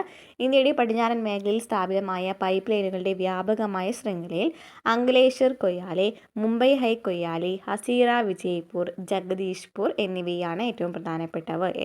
ഏതൊക്കെയാണ്? അങ്കലേശ്വർ കൊയ്യാലി, മുംബൈ ഹൈ കൊയ്യാലി, ഹസീറ, വിജയ്പൂർ, ജഗദീഷ്പൂർ എന്നിവയാണ്. ഇനി സലായിയെ മധുരയുമായി ബന്ധിപ്പിക്കുന്ന 1256 കിലോമീറ്റർ ദൈർഘ്യമുള്ള പൈപ്പ് ലൈനും അടുത്തിടെ നിർമ്മിക്കപ്പെടുകയുണ്ടായി. ഗുജറാത്തിൽ നിന്നും മധുര വഴി പഞ്ചാബിലേക്ക് ക്രൂഡ് ഓയിൽ വിതരണം ചെയ്യപ്പെടുന്നത് ഈ പൈപ്പ് ലൈനിലൂടെയാണ്. അപ്പോൾ എന്താ പറയുന്നത്? സലായി മധുരയുമായി ബന്ധിപ്പിക്കുന്ന പൈപ്പ് ലൈൻ അല്ലേ? അതുപോലെ തന്നെ ഗുജറാത്തിൽ നിന്നും മധുര വഴി പഞ്ചാബിലേക്ക് ക്രൂഡ് ഓയിൽ വിതരണം ചെയ്യപ്പെടുന്നത് ഈ പൈപ്പ് ലൈനിലൂടെയാണ്. പിന്നെ നുമാലിഗഡിൽ നിന്നും സിലിഗുരിയിലേക്കുള്ള 660 കിലോമീറ്റർ ദൈർഘ്യത്തിൽ പൈപ്പ് ലൈൻ നിർമ്മിക്കുന്ന പ്രവൃത്തിയിൽ ഏർപ്പെട്ടിരിക്കുകയാണ് ഇപ്പോൾ OIL. ഓക്കെ, ഇനി നമുക്ക് വരുന്നത് കുറച്ച് ആശയവിനിമയവുമായി ബന്ധപ്പെട്ട് വരുന്ന കാര്യങ്ങളാണ്. അതോടുകൂടി നമ്മുടെ ഈ ഒരു ചാപ്റ്റർ കഴിയട്ടോ. എന്നാണ് ആശയവിനിമയ ശൃംഖലകൾ എന്ന് പറയുന്നത്? കാലങ്ങളായി മനുഷ്യർ ആശയവിനിമയത്തിനായിട്ട് വിവിധ മാർഗ്ഗങ്ങൾ ആവിഷ്കരിച്ചിട്ടുണ്ട്. ആദ്യകാലങ്ങളിലാണെന്നുണ്ടെങ്കിൽ പെരുമ്പറ മുഴക്കിയും പൊള്ളയായ തടികളിൽ മുട്ടിയിട്ടൊക്കെയാണ് സന്ദേശങ്ങൾ അറിയിച്ചിരുന്നത്. അല്ലേ? പുക, തീ തുടങ്ങിയ ഉപയോഗിച്ചും വേഗത്തിൽ ഓടിയൊക്കെയാണ് സാധനങ്ങൾ നൽകിയിട്ടുണ്ടായിരുന്നത്. സന്ദേശങ്ങൾ അയക്കുന്നതിനായിട്ട് കുതിരകളെയും ഒട്ടകങ്ങളെയും നായകളെയും പക്ഷികളെയും മറ്റ് മൃഗങ്ങളെയും ഉപയോഗിച്ചിട്ടുണ്ടായിരുന്നു. ആരംഭത്തിൽ ആശയവിനിമയ മാർഗ്ഗങ്ങൾ തന്നെയായിരുന്നു ഗതാഗത മാർഗ്ഗങ്ങളും. അല്ലേ? പിന്നെ പോസ്റ്റ് ഓഫീസുകൾ, ടെലിഗ്രാഫ്, അച്ചടിശാല, ടെലിഫോൺ, ഉപഗ്രഹം തുടങ്ങിയവയുടെ ആവിർഭാവം ആശയവിനിമയത്തെ കൂടുതൽ ലളിതമാക്കി. സന്ദേശങ്ങൾ വിനിമയം ചെയ്യുന്നതിനായി ജനങ്ങൾ വിവിധ ആശയവിനിമയ മാർഗ്ഗങ്ങൾ ഉപയോഗിക്കുന്നുണ്ട്. തോത്, ഗുണത എന്നിവയുടെ അടിസ്ഥാനത്തിൽ ആശയവിനിമയ മാർഗ്ഗങ്ങളെ ചുവടെ ചേർക്കുന്ന പ്രകാരം തരംതിരിച്ചിട്ടുണ്ട്. എങ്ങനെയൊക്കെയാണ്? വ്യക്തിപരമെന്നും സമൂഹവുമെന്നും. വ്യക്തിപരമായിട്ട് കൊടുക്കുകയാണെന്നുണ്ടെങ്കിൽ, വ്യക്തിപരമായിട്ടുള്ള ആശയമാണ് കൈമാറുന്നുണ്ടെങ്കിൽ എഴുത്തുകളും ടെലിഫോണും ടെലിഗ്രാമും ഫാക്സ്, ഇമെയിൽ, ഇൻ്റർനെറ്റ് എന്നിവയാണ് ഉപയോഗിക്കുന്നത്. എന്നാൽ സമൂഹവുമായി ബന്ധപ്പെട്ടിട്ടുള്ള, അതായത് എല്ലാവർക്കും എത്തിക്കുന്നതിന് വേണ്ടിയിട്ടാണെന്നുണ്ടെങ്കിൽ റേഡിയോ, ടെലിവിഷൻ, സിനിമ, ഉപഗ്രഹം, പിന്നെ ദിനപത്രങ്ങൾ, മാഗസിൻ, പുസ്തകം, പൊതു മീറ്റിങ്ങുകൾ, സെമിനാറുകൾ, കോൺഫറൻസുകൾ എന്നിങ്ങനെയൊക്കെയാണ് ആശയവിനിമയം നടക്കുന്നത്. ഇനി വ്യക്തിപരമായിട്ടുള്ള ആശയവിനിമയ വ്യവസ്ഥ എന്ന് വെച്ചാൽ എന്തായിരിക്കും? വ്യക്തിപരമായിട്ടുള്ള ആശയവിനിമയ വ്യവസ്ഥ എന്ന് വെച്ചാൽ ഏറ്റവും ഫലപ്രദവും ആധുനികവുമായിട്ടുള്ളത് ഇൻ്റർനെറ്റാണ്. നഗരപ്രദേശങ്ങളിൽ വ്യാപകമായി ഉപയോഗിക്കപ്പെടുന്നുണ്ട്. ഇത് ഉപഭോക്താക്കളെ അറിവിൻ്റെയും വിവരത്തിൻ്റെയും ലോകത്തേക്ക് ഇമെയിൽ മുഖേന നേരിട്ട് ബന്ധപ്പെടാൻ സഹായിക്കുന്നു. ഇത് കൊമേഴ്സ് രംഗത്തും പണമിടപാടുകളിലും ഇന്ന് വ്യാപകമായി ഉപയോഗിക്കുന്നുണ്ട്. ഇൻ്റർനെറ്റ് എന്നത് വിവിധ ഇനങ്ങളെക്കുറിച്ചുള്ള വിശദമായ വിവരങ്ങൾ ഉൾക്കൊള്ളുന്ന ഒരു ബൃഹത്തായിട്ടുള്ള അറിവിൻ്റെ പണ്ടകശാലയാണ്. അപ്പോൾ ഇൻ്റർനെറ്റ്, ഇമെയിൽ എന്നിവ മുഖേനയുള്ള ശൃംഖലകൾ വഴിയുള്ള വിവര കൈമാറ്റം താരതമ്യേന ചെലവ് കുറവുമാണ്. ഇത് നേരിട്ടുള്ള ആശയവിനിമയത്തിന് വേണ്ട അടിസ്ഥാന സൗകര്യങ്ങൾ നമുക്ക് ലഭ്യമാക്കുന്നു. നഗരപ്രദേശങ്ങളിലെ സൈബർ കഫേകളുടെ വ്യാപനമൊക്കെ ഇപ്പോൾ ശ്രദ്ധിച്ചിട്ടുണ്ടായിരിക്കുന്നു പറയുന്നു. സമൂഹ ആശയവിനിമയ വ്യവസ്ഥ എന്ന് പറയുമ്പോൾ TV ഒക്കെയാണ് വരുന്നത്. അല്ലേ? ടെലിവിഷനെ കുറിച്ച്, റേഡിയോയെ കുറിച്ച് പറയുകയാണെന്നുണ്ടെങ്കിൽ 1923 ഇന്ത്യയിൽ റേഡിയോ പ്രക്ഷേപണം ആരംഭിച്ചത്. 1923 പഠിച്ചു വെച്ചിരിക്കുക. 1923 റേഡിയോ ക്ലബ് ഓഫ് ബോംബെയിലൂടെയാണ് ഇന്ത്യയിൽ റേഡിയോ പ്രക്ഷേപണം ആരംഭിച്ചത്. അന്ന് മുതൽക്ക് ഇന്ന് വമ്പിച്ച പ്രശസ്തി നേടുകയും ജനങ്ങളുടെ സാമൂഹ്യ സാംസ്കാരിക ജീവിതത്തെ മാറ്റിമറിക്കുകയും ചെയ്തു. ചുരുങ്ങിയ കാലം കൊണ്ട് റേഡിയോ ഓരോ വീട്ടിലും സ്ഥാനം നേടി. ഈ സാഹചര്യത്തിൽ സർക്കാർ റേഡിയോ എന്ന ജനപ്രിയ ആശയവിനിമയ മാർഗത്തെ 1930 ഇന്ത്യൻ ബ്രോഡ്കാസ്റ്റിംഗ് സിസ്റ്റത്തിൻ്റെ നിയന്ത്രണത്തിലാക്കി. 1936 ഇത് ഓൾ ഇന്ത്യ റേഡിയോ ആയിട്ട് മാറുന്നത്. 1957 ആകാശവാണിയായിട്ട് മാറി. അപ്പോൾ റേഡിയോയെക്കുറിച്ച് പറയുകയാണെന്നുണ്ടെങ്കിൽ 1923 ഈ റേഡിയോ എന്ന് പറയുന്ന ഒരു ആശയം മുന്നോട്ടേക്ക് വരുന്നതിൽ ഏതെങ്കിലും റേഡിയോ പ്രക്ഷേപണം ആരംഭിക്കുന്നത് 1930 ഇന്ത്യൻ ബ്രോഡ്കാസ്റ്റിംഗ് സിസ്റ്റം ആരംഭിക്കുന്നത്. 1936 ഓൾ ഇന്ത്യ റേഡിയോ ആയിട്ട് മാറി. 1957 ആകാശവാണിയായിട്ട് മാറി. വിവരം, വിദ്യാഭ്യാസം, വിനോദം തുടങ്ങിയ വിഷയങ്ങളിൽ വൈവിധ്യമാർന്ന പരിപാടികൾ ഓൾ ഇന്ത്യ റേഡിയോ പ്രക്ഷേപണം ചെയ്തു വരുന്നു. പാർലമെൻറ്റ് സെഷനുകൾ, നിയമസഭാ സമ്മേളനങ്ങൾ തുടങ്ങിയ പ്രത്യേക സന്ദർഭങ്ങളിൽ സ്പെഷ്യൽ വാർത്താ ബുള്ളറ്റിനുകളും പ്രക്ഷേപണം ചെയ്യാറുണ്ട്. ടെലിവിഷൻ നോക്കുകയാണെങ്കിൽ ജനങ്ങളിലേക്ക് വിവരങ്ങൾ വിനിമയം ചെയ്യുന്നതിനും അവരെ ബോധവൽക്കരിക്കുന്നതിനുമുള്ള ഏറ്റവും ഫലപ്രദമായ ദൃശ്യശ്രാവ്യ മാധ്യമമായി ടെലിവിഷൻ മാറിക്കഴിഞ്ഞു. 1959 ആദ്യം ആരംഭിക്കുമ്പോൾ ടെലിവിഷൻ സേവനം ദേശീയ തലസ്ഥാനത്തേക്ക് മാത്രമേ ലഭ്യമായിരുന്നുള്ളൂ. 1972 ശേഷം മറ്റനേകം കേന്ദ്രങ്ങളും പ്രവർത്തനക്ഷമമായി. 1976 ഓൾ ഇന്ത്യ റേഡിയോയിൽ നിന്നും വേർപ്പെടുത്തി ദൂരദർശൻ എന്ന പേരിൽ TV-ക്ക് സ്വതന്ത്ര അസ്തിത്വം നിലവിൽ വന്നു. അപ്പോൾ 1959 തലസ്ഥാനത്ത് ആദ്യമായിട്ട് ടെലിവിഷൻ സേവനം ആരംഭിക്കുന്നത്. 1972 ആയപ്പോൾ എല്ലായിടത്തേക്കും എത്തി. പിന്നീട് 1976 ആയപ്പോഴാണ് ഈ ഓൾ ഇന്ത്യ റേഡിയോയിൽ നിന്നും വ്യത്യസ്തമായിട്ട് ദൂരദർശൻ എന്ന് പറയുന്ന ഒരു